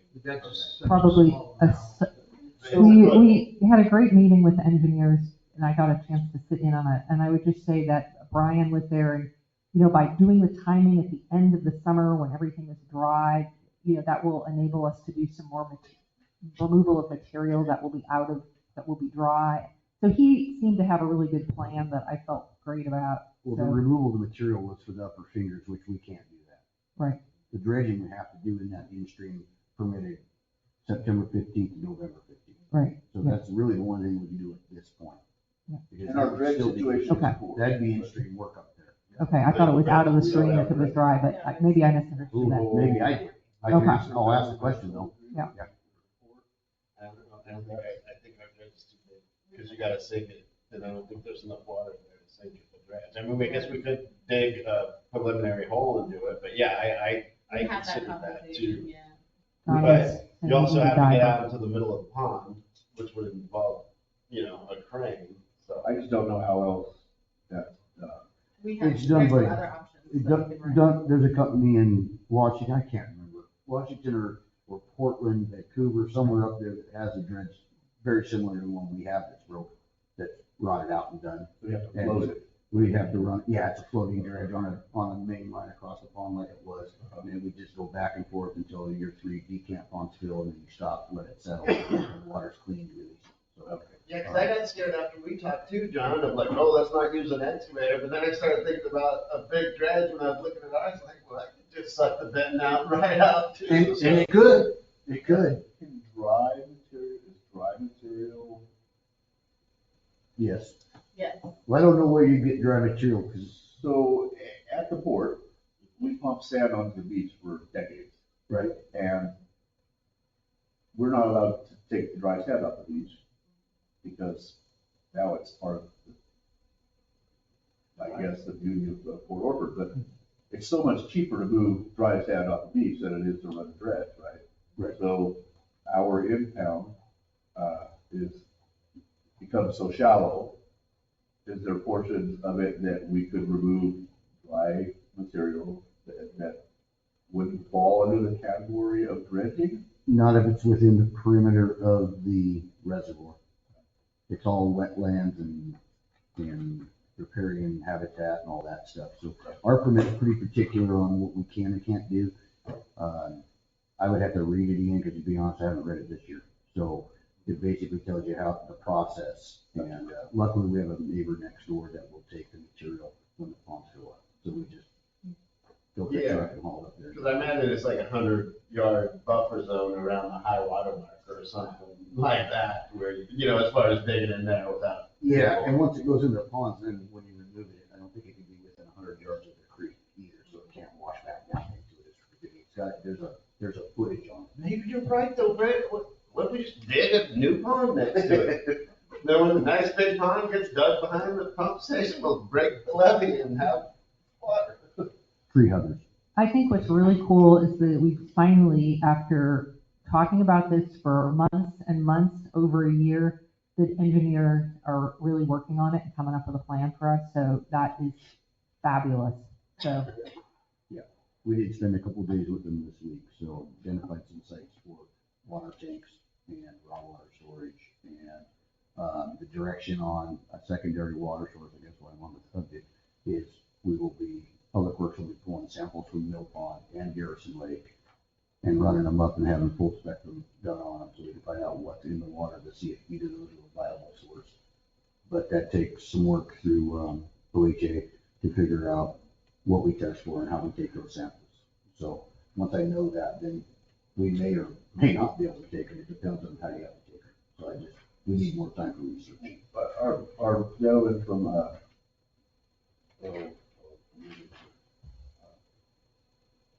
our engineer, Civil Weston. Civil Weston, yes, and he spoke of the need, or we, I believe, agreed to move forward with identifying a second impoundment. Is that in lieu of, A second what? reservoir up by Hubbard Creek? It was actually sounded primary because it would be where our water was stored while we did our work. Right, that's still on the table. At the same time, we're looking at a secondary source.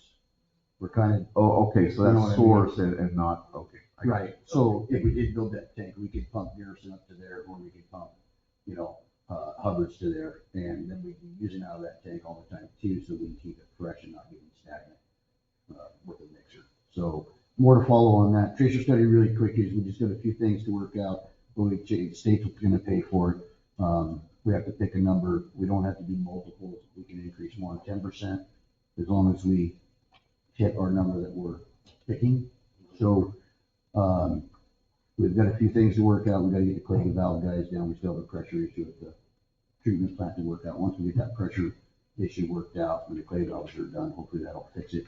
Then we'll, the guy that's going to do the tracer studies from Civil West, he's the circuit rider for the state. He'll be down. We'll we have to do a new schematic and plan because we added that contact, we added all that piping and everything. Now we got to draw that all into the plan and then come up with the numbers of what we'll use to do that. And we're going to shoot for somewhere between 325 and 350, which would be awesome because we're stuck at 255 right now. So that's really the only big thing. And in a perfect world, if we can get that water there faster, then maybe it has more time to recover in the impound. And we can shut down and go home before. Oh, that's good. That's the best. I was worried more about. Saves the lots of impound, but overtime. that's nice, too. Lots of overtime. So there's, so that's hopefully, that's the best news. And we already did, I don't think I have anything else that's really important in here. We're still working on the stuff that wastewater, nothing's really changed. We didn't have the time to really do anything. We've got other problems that we've been working on. So, other than that, I think we're good. Okay. thanks very much, John. You're welcome. Yeah, thank you both. It's lots of phone calls. Lots of coordination. Is there anything in the liaison reports that someone feels is imperative to report right now? Which we can come back to. I just want to try to get, Assignments. Yeah, there's, Right. well, I put that at the bottom of the agenda when we were talking about committees and stuff like that, but we can do that now. Just out of curiosity, would we be, I'm not saying we need to do it now, there, but yeah, no, I we have do. it. We should have done it. It has been We should have noted. done it Yeah. 2 months ago. Which we might get to. We could, let's see, Parks Commission requisitions. That's the reason that I wanted to get to the whole business. Okay, Is yeah, to no, be attentive to parks, but we might be able to come back to that. I'm not married to either. But, of you. okay, so here's what we'll do. Put liaison appointments on next month's agenda, and if we get to it here in 5 minutes, we will. Got it, okay.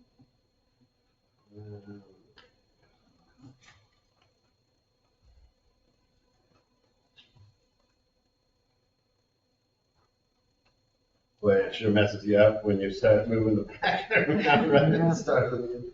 Nice to get page numbers, thank goodness, thank you, Jessica. Keep going right there. There you go. There you go. Oh, right after I did it. No, sorry, no problem. Okay, so we have here the request from Parks for the following things to be ordered. These are all line items. Yes. Okay. This is everything. Okay, so it's all in the budget. This is a recommendation. It's what we have. What page was it? 79. It's in the unappropriated reserves for parks, which the Parks Reserve says 38,185 out of this financial report. We've been talking about this at Parks since last June. We've been trying to get this stuff ordered, and it looks like finally we can get it ordered. The memorial benches, Jessica, you would talk more about those.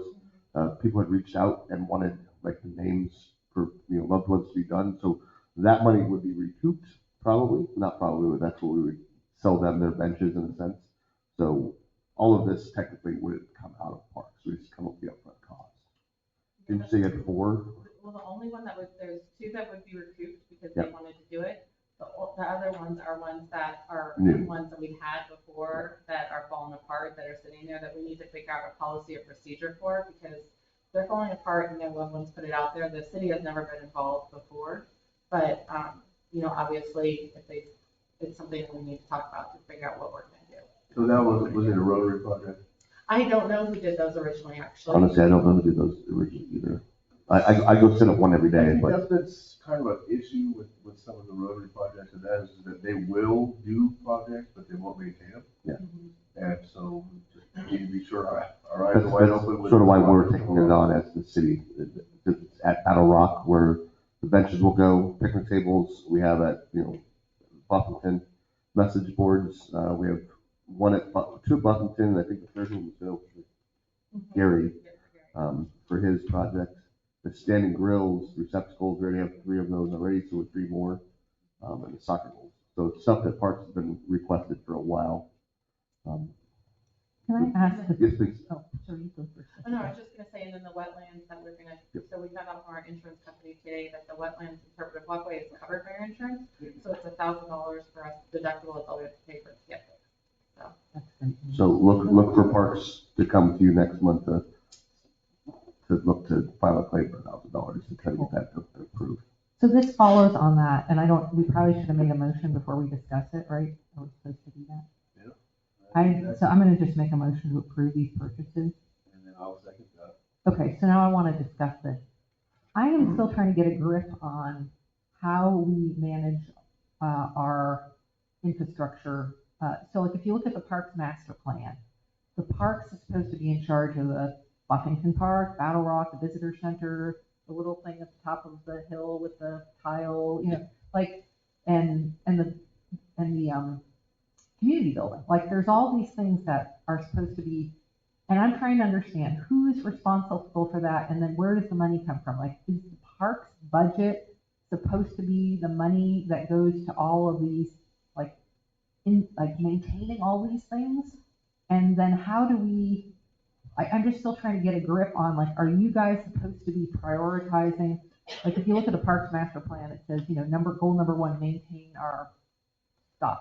Yep. So I'm just kind of trying to get a grip of, how do the things of, bringing new things to our parks versus maintaining, how do we do that in the city? I'm still trying to get a grip on it. It's been tough as a Parks Department because past commissions haven't really followed the master plan the way it's been mapped out. So it feels like we've been behind on trying to get some of that up to date correctly. So we're just trying to move forward with purchasing new items that are in disrepair, like the trash cans.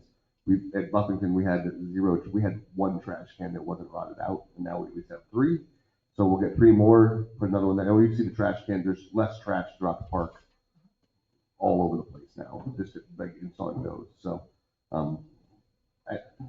But to kind of answer your question, Ann, it's your due diligence, it's the counselor's due diligence when we get these recommendations to make sure that we are adhering to the master plan and asking these questions before we make. Well, I'm also wondering, where does Public Works come into this? I mean, are you guys supposed to be in charge of the, the buildings and the? Plausible deniability. We assist, I guess, the Parks Commission with mowing, trimming, and maintenance. So we do a lot down there too. Yeah. We have maintenance worker 3 that has a lot to do with the parks that we just hired. And when you look at his job description, a lot of it had to do with park stuff that we used to have as a temporary employee. that we rolled into the full-time employee to help him out with other stuff that he has going on at work. So maybe we could fund part of his wages with Parks It is. budget? It is. He's already broken up. What's that park host? Park coach is, the park coach is a unpaid volunteer that does trash pickup and maintenance around, but. Used to mow the lawn. Yeah. Right, but He when has you to say mow they're it. paid, they still live at the park. Well, that's what I'm saying, yeah. Right. Well, I was trying to get a grip on this. I looked at the charter of that committee and such, and it's just not very clear. So, like, who's supposed to be in charge of our facilities and infrastructure? I mean, is it you, Jessica, who's supposed to be paying attention and like directing? So what happens is that, Parks gives the if they want something done, and then, Public Works, when they have time, they'll go over. With the new maintenance guy, that's actually been a big help. That's what they come in the community center and Legion Hall. I know that they are, like, what was it, the visitor center last year, Greg? You guys took the inside and made it and brought it up with the visitor center? The volunteers, and everything else, but a lot of the commissioners themselves do the volunteer work. So they've been trying to bring everything more up, I think, up to date, and it takes time, obviously, because I think there's stuff. The way my mind works is the city is responsible for every building, every facility, and Parks is there to support the council with recommendations and try to get the community behind the efforts that they're making. But I can't see Parks really having I'm sorry, John. I can't see Parks having any real maintenance control or any control over. Maybe I'm missing what you're asking. I think you're right, Pat. But what I'm saying. just saying is, it sort of seems like I don't understand like the structure here, and it seems like we should get clear on it, because what I'm seeing is, if we're spending the parks budget on these things, and that's the pot of money that the other things are supposed to come from. I'm just trying to understand the pots of money. Like, that is a different thing. And I mean, I want to support what the Parks Commission wants to do, and you guys are doing great things, but I'm just wondering where's the money supposed to come from, like to fix the screws on the roof of the community building? Is it supposed to come from the same pot, or? No, we have that. They have their own line items for that. You look at community repair and maintenance community building, there's a line item in the budget for that. Okay. But so I hear what you're saying. That's what they'll say at Gold Beach Lumber when they go purchase the items. Like, this goes under, repair and maintenance. Okay, great. It's like we need a pie graph of the different facets of parks, so you know how, the percentage that you should have allocated to this portion. Or at least a solid grip on what the mission is. Yeah. I mean, does anybody, I kind of encourage everybody to get familiar with what our roles and responsibilities are. And they have, and actually, because there was a little blurb at the start, but then Parks got their master plan, and So everybody, so I guess I'm the less informed at this moment, because I'm trying to recall what. Basically, I was just looking it up. I'm just saying it is a little bit ambiguous, but they do have the authority to make recommendations to spend, or to hire, or to recommend hiring contractors to do things. Right. So that's the deal. Right, that's.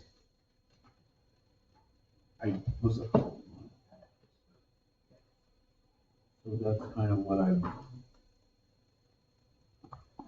I appreciate you guys trying to clarify this for me. Well, I'm also not sure that,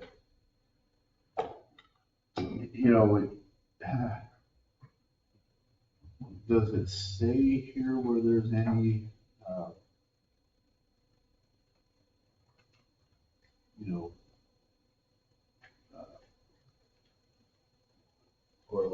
just, I guess I don't even have words. Is there a budget? Is there? Their budget is just based upon what's in the normal budget and stuff like that. They can give me, things when they want us to put ideas into the budget for the following year. But that's whatever's in the budget right now. Yeah, I think Ann just pulled it up. There's the parks budget, you can see, here's the revenue sources, and then here's like the expense categories, like electricity for the building. So my question on that 38,995 of contingency, that's their spending pool. There's no line items for any of these items? Yeah, there was no we didn't budget for these items Okay, since so- in last year's so- budget, that's why. But that's okay, that's, this is leading into my real question of $38,000 in contingency, how long did it take to build that up? That's not a yearly number that we replenish No, I have to go back a few years. TLT budget? TLT, yeah, TLT goes in there, but only a certain percentage goes to them, because obviously 1.717 of it has to go to advertising. to Right, business so do they promotion. come to the TLT committee and ask for that? No. It's automatic, yeah. Yeah, And so, do I not see $140,000 there? Is that right? So the revenue total is, This number right here. that's the, original budget from TLT. We're looking at $140,000 TLT. That's how much has gone in there. So that is, So that's the total TLT. yeah, revenue in their pot. But that has to pay for all these things. Right. It's an interesting, mix of. So your line item, Greg, is unappropriated reserve. Is that where the 38,000 is? yes, that is correct. Yes. So that's it. Okay, got it. That helps me. Sorry to belabor That was- this. In a sense, that was what we didn't put anything on our parks budget last year in a sense, like we wanted to get this done. We had asked for these items to be purchased instead, so that's where we were at. Okay, thank you so much. So, and when you were making this recommendation, was everyone aware that that 38,000 might not be automatically replenished this next cycle? Yes, well, it was, in a sense, it's rolled over money from last year. The excess of what the parks got was rolled over into that 38. Last year, I think it was 33. So I think we had 5,000 more positive this year, in a sense, unappropriated reserves than we did last year. See what I'm saying? It's been rolling over for a while and not been utilized for one specific thing. Who's that? So, I just always kind of remember use it or lose it type things in government spending. And is there other commissions or are there other instances of just automatic rollover where something stays in that bucket? So the business, well, the one I can think of is the one I've been dealing with is the one for the TLT, the business promotion. The 1/7 of that, of the TLT for the state says that you have to put it to business promotion. So if they do not use the full 1/7 the previous year, we have to roll it over to the next year. So that's a perfect. So that's an example of one that's codified. Yeah.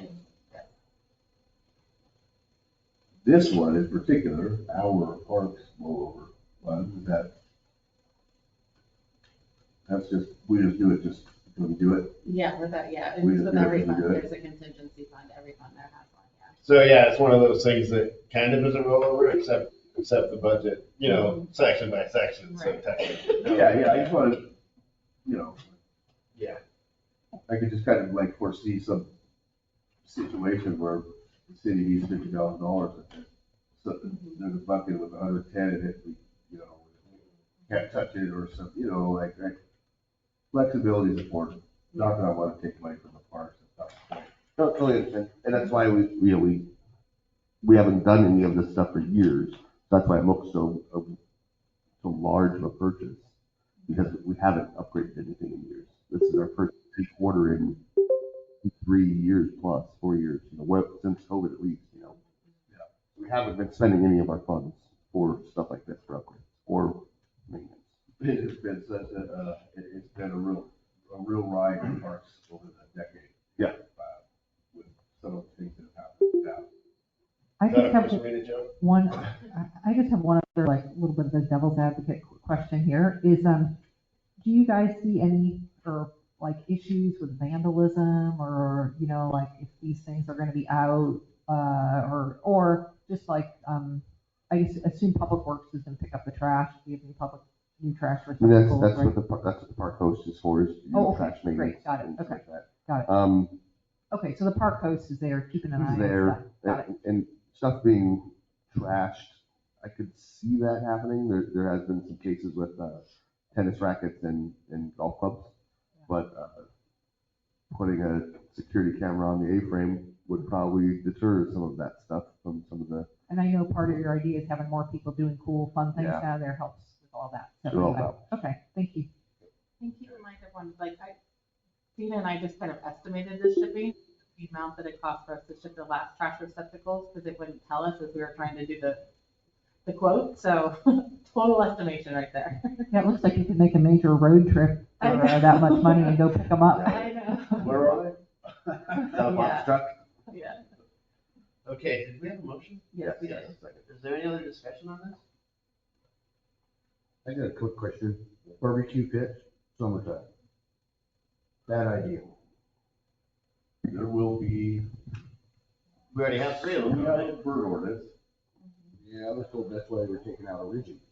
Just thought I'd bring it up. Oh, because bird. Oh, because Very good, very interesting, very So the important bird point. ordinance allows for, I can have a barbecue at my house. we have ceremonial, cooking, I wrote the thing. Can't remember what it said. Well, last year, burn restrictions had us where we could only mow till like. So 2 that's o'clock. a different situation. When it's all shut down, then it's all shut down. That's what I'm worried about. And then we had people at barbecue, what do you do with your briquettes? Well, why don't we just do what, well, we had talked about getting a hot can too, and it's not on this, because I don't think that the company that we're going through here didn't have the hot cans available with them. Look for like a hot ash bin. Maybe in the dry seasons of the summer, when we have burn bans, we just shut them down. It looks like you can take these out with locks or like my disc golf baskets. So how about we can just. Yeah, take them lock them out during fire yeah. season. Take them out during fire season, put them inside the baseball dugout And it and becomes call it, restricted. yeah. You know what I mean? It's a shame that we would need to do that because. But I see with the wind and everything else that we have here and our fire restrictions, that could be a thing. We've been asked a couple times to have those, because we like, the parks moving forward would like to have a lot of events at Buffington. Family nights, movie nights, and so on, to have with the new playground we want to get and everything else. So we're trying to really improve Buffington now for this upgrade that's coming in the next year. I think it's great. Thanks, Frank.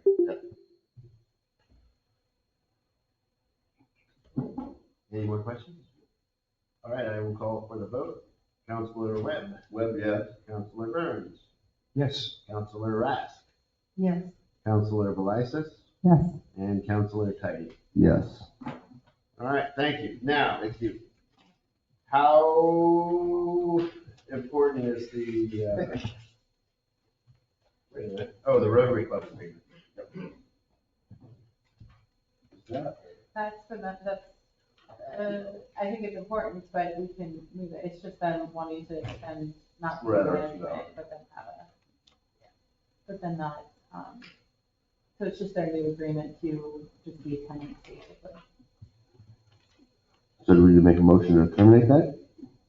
Well, you guys want to go longer than 7:30? We did start a bit late. Yeah. Yeah. Okay, so I make a motion to approve the termination of the management agreement between the city of Port Orford and the Rotary Club. I'll second that. okay, and this is, So just where is Rotary on this? And they're an important partner, yeah. Yeah, so we had that conversation, I met with them, so they want to stay there and continue to use the facilities. They just don't want to be the managers of the facilities.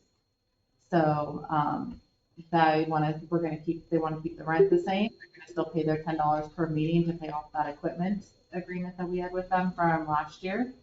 But they're, still gung ho about wanting to use that building. So they are decreasing their contribution. Footprint. No, they're still paying the same amount. But if they were maintenance, Mhm.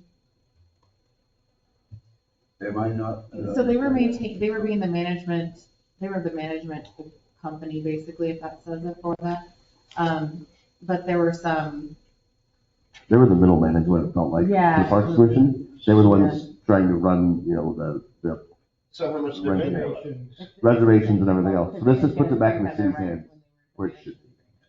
I think also we've had all these issues about different people wanting to use the building and liability and insurance and like They can't really answer that question. yeah, they're kind of, it's really a city question. Okay, So. I agree with that. I just think that we need to get a key check or maybe rekey the buildings because there's a lot of keys for that building.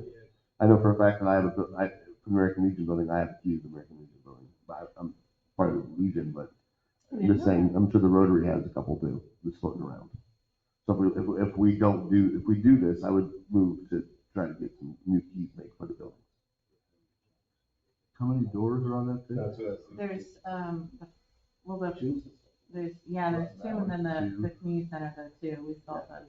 Yeah, but did the key open all the doors or just? No, it's two different keys. Two keys. So just the keys of the Legion building, you know, but I'm just saying that should be. If they're going around checking doors, they're gonna get in there. If the city's gonna take full liability and not them anymore, then we need to take something, we take control of the building. Yeah. I agree. So then keep the key at City Hall and have them check it out and return it so they don't make a bunch of copies for all the. There you go. That's how it used to go. Yeah, it used to be the checking out the keys. Yeah. It still technically is, but we didn't because of them, because they were the one in charge of the building. So now they just need to come check out the keys. I think that's a smart idea. Yeah, for everybody across the board. There are some locks that the keys can't be copied. These keys cannot be copied. These keys are specific keys, and so they're gonna be hard to also, the locks are also gonna be hard to replace. I've already had that conversation with Dave Duncan. But there's a way around it. We'll to get figure it them out. fixed and done. Yeah. Well, Okay. Any other discussion on that? Call for the vote. Counselor Tidy? yes. Counselor Rath? Yes. Counselor Velisis? Yes. Counselor Webb? Webb, yes. And Counselor Burns? Yes. Okay. Now, do we want to touch on the police levy discussion? I need some answers before I can move forward. Right, no, so that's we- a for sure, that's- yes, please. That's high on our priority Yeah. list, so. So, That needs to be turned in by August? A little bit before, but yes, I think it was July or August, something. I'd have to look at my notes, but yeah. Is there appetite to go larger than 5 years amongst the council? Yes. Did you go what? Larger than 5 It years. was a 4-year, and then that got tight, you know, it's really hard to do it, and so it became 5 years. Well, you know, one of the things that was interesting in this was the idea that you have to have half of the community voting, and so That that, was because it was a special election. okay. A regular election, Okay. because there's been trickery in the past. Okay. You would have a special election, you know the turnout's gonna be nothing. Yeah. And so you would, Yank it, or what, or- you know, whatever people do, you know. So, yes, special election, it does need to be that. Well, I guess what I'm just participation. saying is we want to make sure it's probably in a regular election, right? That is So- accurate. So that's why I wonder if the It was timing, expensive, too. if the 4-year timing was so that you'd have it in a regular election. And if No. you have it in a 5-year timing, could it possibly come out in a non-regular? I mean, No, the regular, The so regular the election regular every elections year? are November and Right. So it's not like doesn't matter if it's a year of a big national election, like a presidential year or a mid-year. I don't believe so. Okay. So- But that was what my thinking was, is because it does become so stressful for everybody. I think, you know, I imagine if I was a police officer living in Port Orford and tried to pay for a home and every 5 years wondering, it also creates a political department where maybe that's not necessarily what happens, but it does become a piece of popularity. And sometimes policing isn't popular. I think, as much as we'd like to suggest probably it is, but we know we need it. And to put it up for a popularity contest every 5 years, Could it ever go on just on the tax roll? Is there a method to just making it automatic from now on? Yeah, that's what I've wondered. Why not have it in our budget? I don't think so, to be honest, from everything I've read. I don't think so.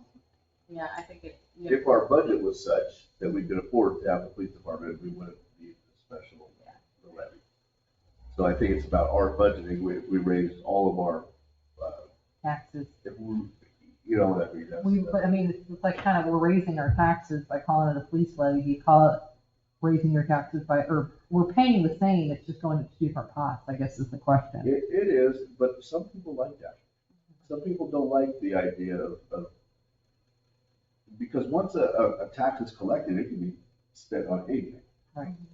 Yeah. Anything. But a special levy, on the other hand, has to go to its directed, intended piece there, which would be the police department. Well, I have an appetite to make it longer because I think it's a lot of work every time and the questions, the things you've raised, I don't think it takes away people's power, the citizens' power to raise questions about the police. It sounds like one of the questions I had was, do we need to have the opportunity to raise the fee every 5 years? But I was talking to Jessica about that and said, yeah, it goes up anyway, but with the. And actually, we reduced the rate last time. That felt great. That was, I mean, I don't like taxes. I don't know anybody that's excited about the tax bill, that's great, but that was kind of a selling point. And I wonder if you can look at something in a 10-year lens rather than a 5-year lens, could you do it cheaper per year? And maybe that's true. Maybe if you can plan for 10 years, the cost of the police department doesn't go down. What's that? The cost of the police department doesn't go down. No, but I guess my thinking is, It just goes up. if you could,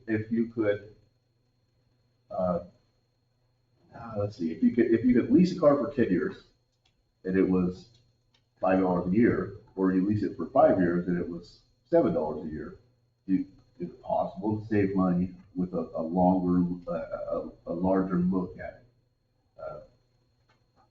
Maybe not. I don't know.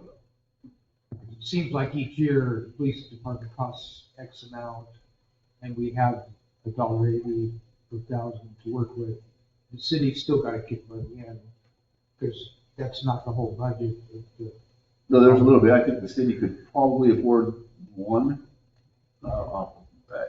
When we looked at it before, when it failed, when the levy failed, it looked like we could afford a chief. But I'm saying. And that chief would be tied down with paperwork all day long. It would be almost pointless to have it at all. But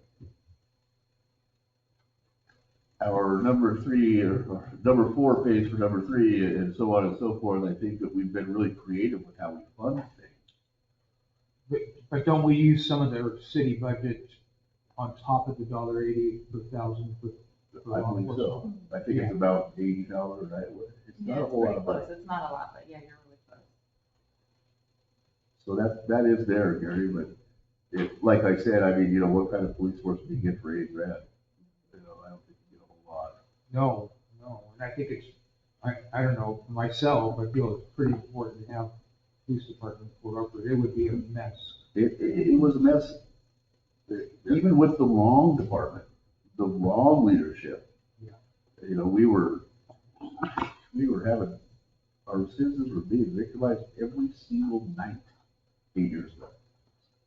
And,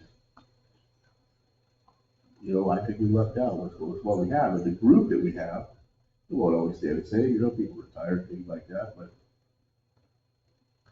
I just think we've got a winning group, and if we could, it doesn't behoove us to try to show them 10 years of stability. I don't know. I guess that's risky on the ballot too. Right, it's the psychology of whether that would shape the election by. Right, but so that was also the question, if you leave it at $1.80. It may not. Maybe you can call it $1.79, I don't know, you'd have to pinch the pennies and talk to the bean counters and stuff, but. You could almost sell it as stabilization for the force and for the constituents being locked in at 10 years, if you worded it right. There would be, you could lock, if you didn't increase the rate, right? Right, yeah, you get that rate You're nailed locking down. in your lower rate, the rate's been reduced, you refer to it as the reduced rate. You lock in your reduced rate for 10 years. That's not inaccurate. Look at the CPI the last 2 years, it went from 1 to 2% to 8%. I mean, It just was looking at $1.90 and we dropped it to $1.80.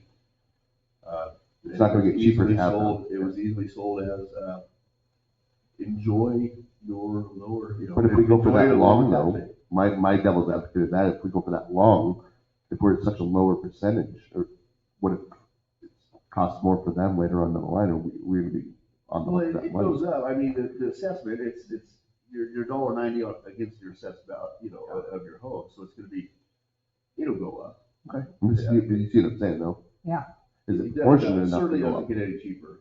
Yeah. It's gonna present as well right now as it ever could though, with the other rates being up so high, like we can do a lower rate that probably could sustain us for that. 10 You years, refer know? to it as the reduced rate. Yeah. Right. It's the way it's the written. reduced rate. It's 100% the way it's written.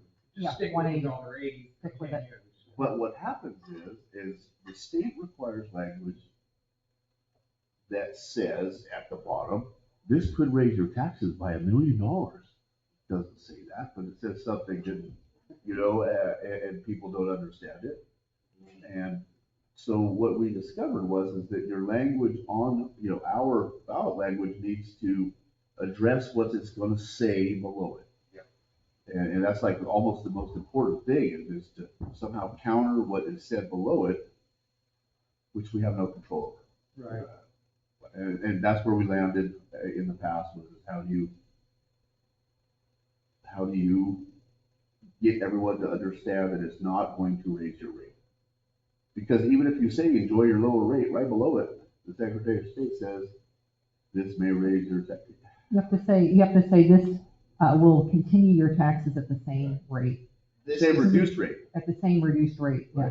This is the time where we do a town hall meeting before we're doing it to tell, oh, you know, it really wasn't lower. Like we sell it to everybody with the town hall meeting and explain it to them as much as possible. I know that isn't the best outlet, but I know that there was a lot of people in that last one. Yeah. Well, because people freaked out that we were going to lose our police. Right. Since we have the chief here, can we ask him a question about this? I have no problem with it, he doesn't. Since we're talking about your budget and just the expenses and stuff, how have you seen your expenses increasing over 5 years? This question that Brett has brought up, would it be better to have a longer time window? Is it good to have a short time window so we can look at what the actual expenses are? Coming from the valley, I don't remember ever seeing a levy go over 5 years. Typically, the Grants Pass one where I'm from is 3 years.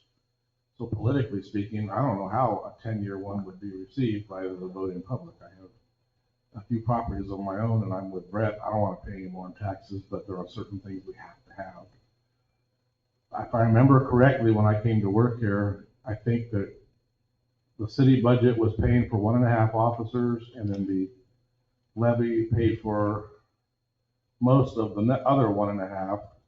There was 3, and yet there had to be a certain amount of traffic activity in there to shore it all up. And then I remember being about 3 years into being here, and I pushed the 4th officer as a traffic position, but that didn't change the levy and the general fund obligation for the first 3 officers. So going forward, you're absolutely right. There's not going to be any reduction. The biggest expenses are what she deals with, which is PERS, insurance, wages. That's where they're not going to go down. Yeah. They're climbing exponentially everywhere. PERS actually scares me. And that's what I was talking about the 10 years that we get screwed into such a lower. Well, right now, it's the citation revenue doesn't go directly to the police department. That's correct. So it goes to the general fund, which is then allocated, we've got some road fund money. And so to really look at the entirety of it, you would need to know what that revenue is and consider how that might change the look, right? And the only thing you can really depend on is general fund and levy, in my opinion. Things change. Things have changed exponentially since I've been here as far as traffic goes. It's just such a ebbing and flowing thing, winter, summer, road changes, construction, roads washed out. We've seen, yeah. So interestingly enough, when we changed the lane, you know, we changed the configuration of the highway, it was right about the time that we brought the traffic officer on.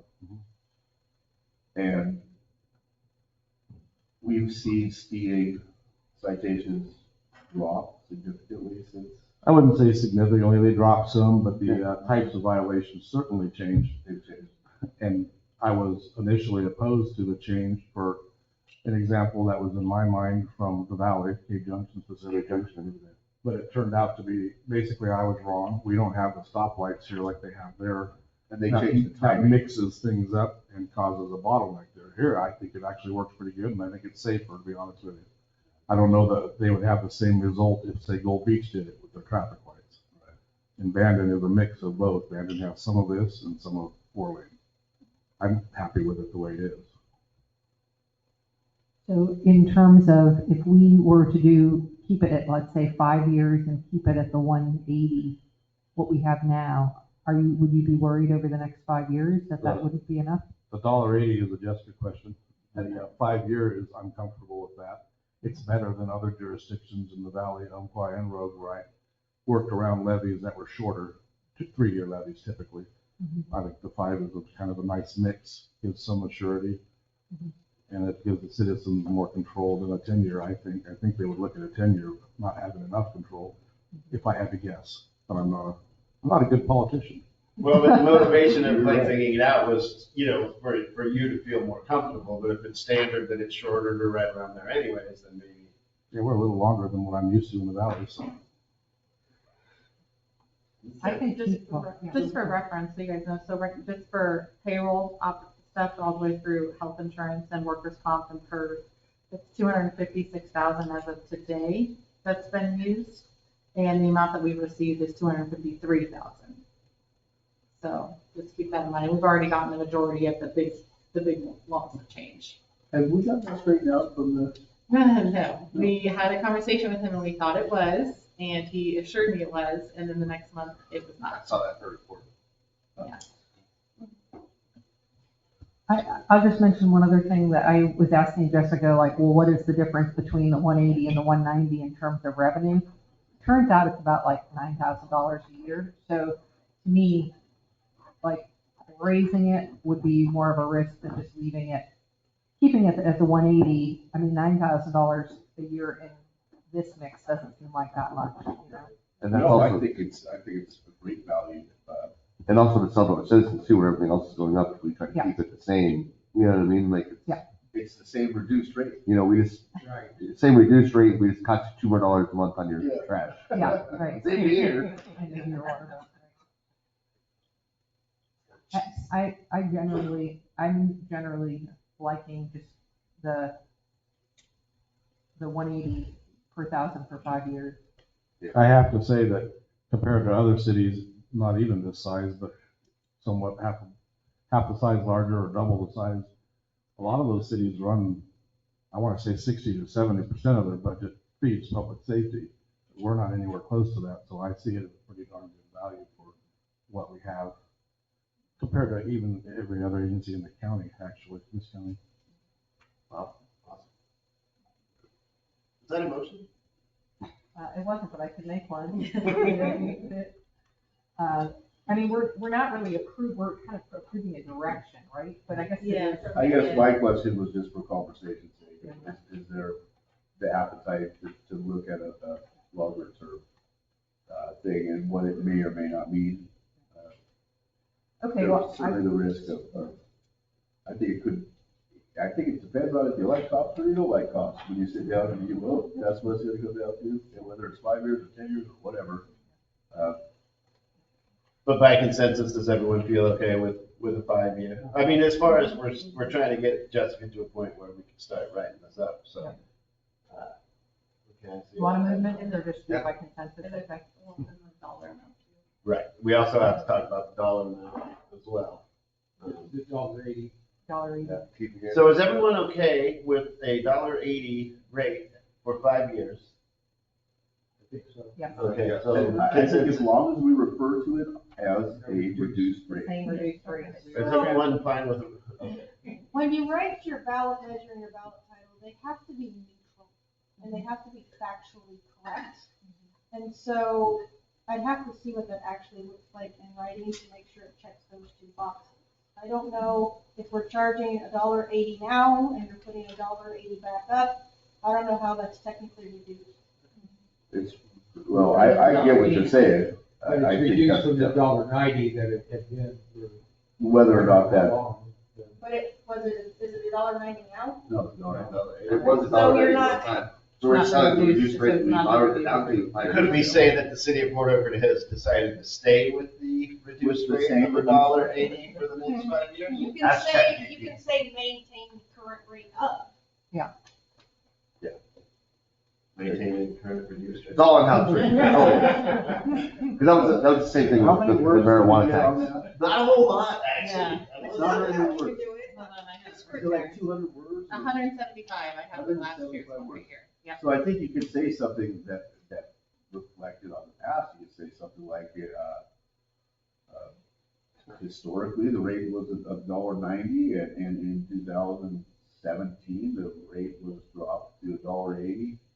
And the department has functioned well, and we believe that, I don't know, that's a lot of work already, I just said. But I don't know, I just think that it's salesmanship. Well, that's where your job comes in. Right. It's not the ballot. item. Well, I think that's part of it. I mean, that's what people are gonna read. You make that Well, check it mark. is, but you want it to survive the challenge too. The thing is, what you were talking about, Brett, that thing at the bottom, and we don't really have that here with us to remind us what the language of It that probably was. says on Jessica's. I have the last one too. I Okay, have, it says on the bottom, it says, this estimated cost, tax cost for this measure is an estimate only based upon the best information available from the county assessor at the time of estimate. so that's not the language. That's what we're- it's written on there. Yeah, so this is not what's gonna be on the ballot. So unless we have a ballot, we wouldn't be able to really nail that.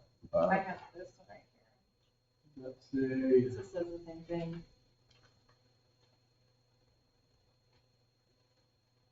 Yeah, this doesn't say it either. That's got my signature on it. It looks like the language here in the measure election says, this measure renews, increases, decreases the current. So we would say renews or maintains the current.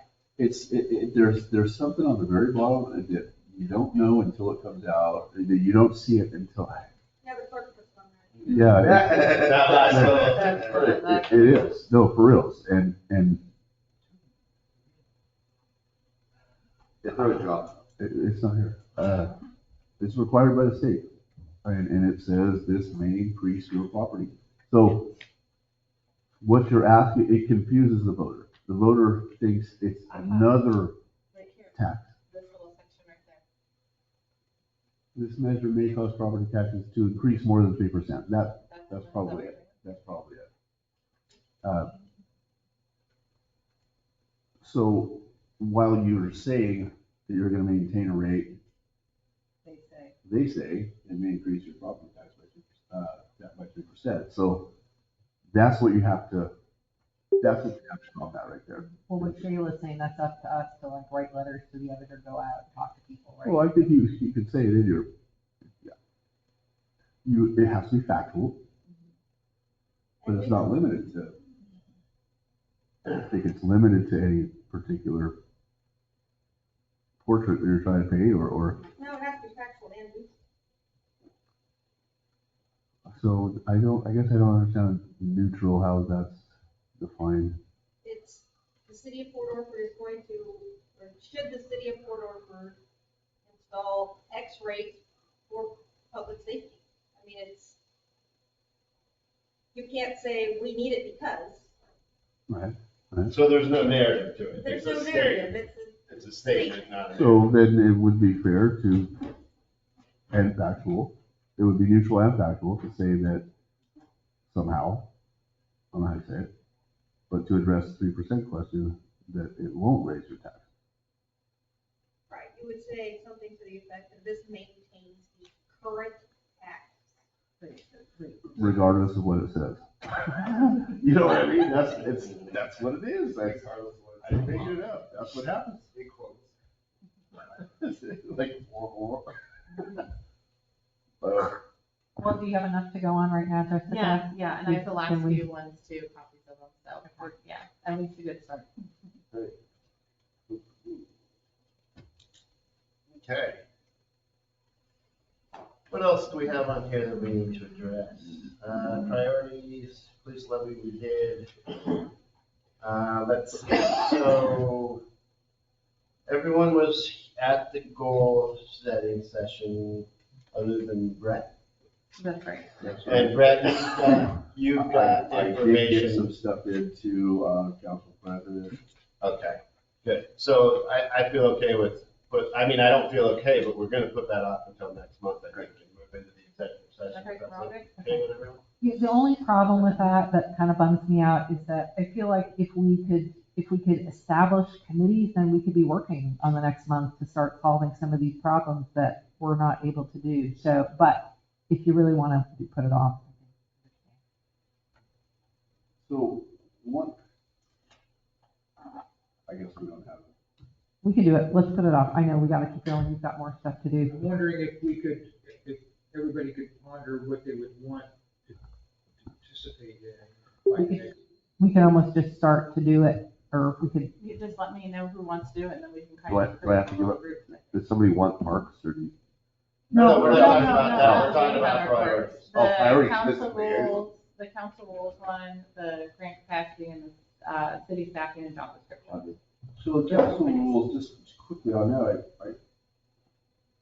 we're not gonna reinvent the wheel here, we're talking about minor changes.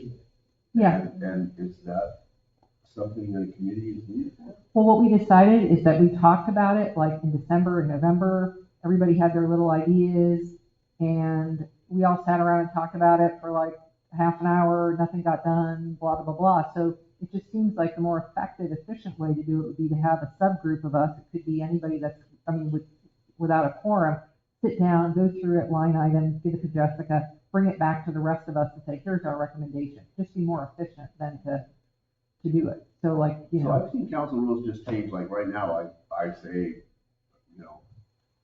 I move to change the council rules from saying, this to that, and it's done. It's a vote, it's a simple majority. We're just trying to get enough formulated that we're not gonna have as big a discussion at the council meeting. We're trying to, in the effort to keep the council meetings shorter, to do some of the work. That could be preliminary work, so we don't have to, that's kind of the Yeah, and I concept. apologize for not making it to that meeting, I was swamped. I guess I'm unaware of the scope of what might be, it sounds almost scary to have a committee working on changing council rules when they're so simple. Yeah.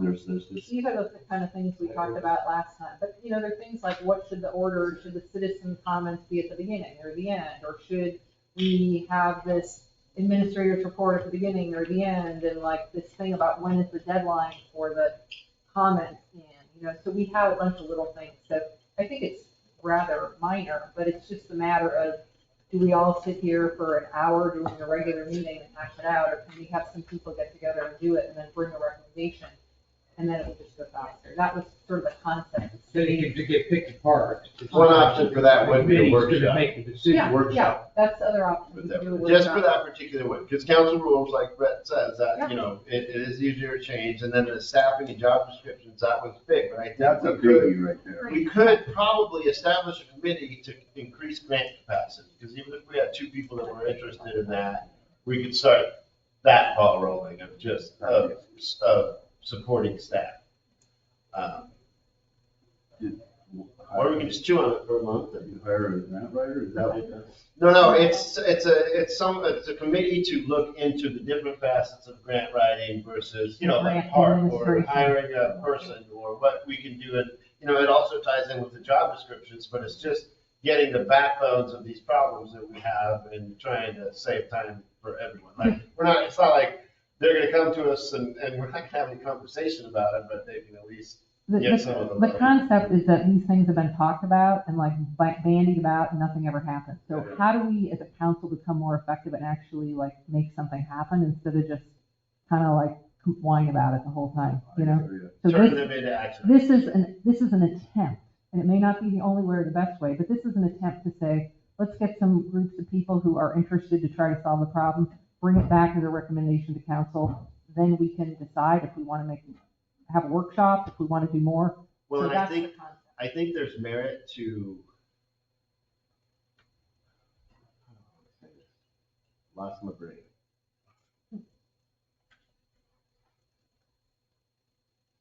Oh, there's merit as we go through this process with whatever committee, like have your motivation be to come with action items. Like even, it's not like you need to come with the whole document because it's a work in progress type of thing, but if you can come to the actual meetings with action items, then we won't have the discussion.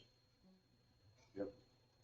Or as much, I should say. Well, and it's just like with talking with parks, like we need to just be pointed and do the process and get the recommendations and the counselor, we are the ones that execute everything, and everything else committee, whatever committee we appoint is to serve us to get the best, outcome and answers, so.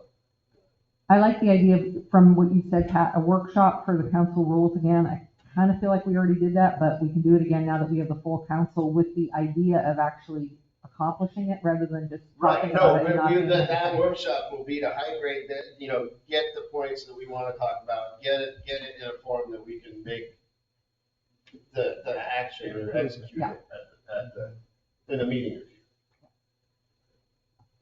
Everybody good with that? Yeah. And I think one of the reasons we decided to maybe do committee prep in that meeting is because, some of us could just start meeting. Two counselors could say, hey, let's just start meeting. The idea of putting this on here was to just be more like increased transparency and communication and say, these are things that are priorities for the whole council. How are we going to do it? Well, which council members are interested in working on it? Great, let's start working. And then let's say I'm going to work on the grant committee and you have an idea or Greg has an idea. It's just a way of how do we start communicating and working well together. I don't disagree with you whatsoever. Yeah. Up until the council rules piece of it, because a lot of rules are written in blood, and kind of a look at it, like why was this rule established? And do we change rules just because it's easier for us? It's almost like the nuclear option or something, just change the rules, and then we can do whatever or whatever. And we want to just maintain. That's all. So move to next agenda.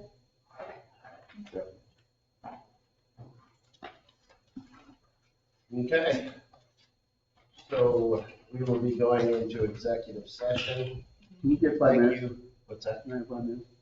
Yes. Okay. Next meeting is April 20th. Oh my goodness. Can you make it? Taylor's birthday. My birthday's the next day, so I'll be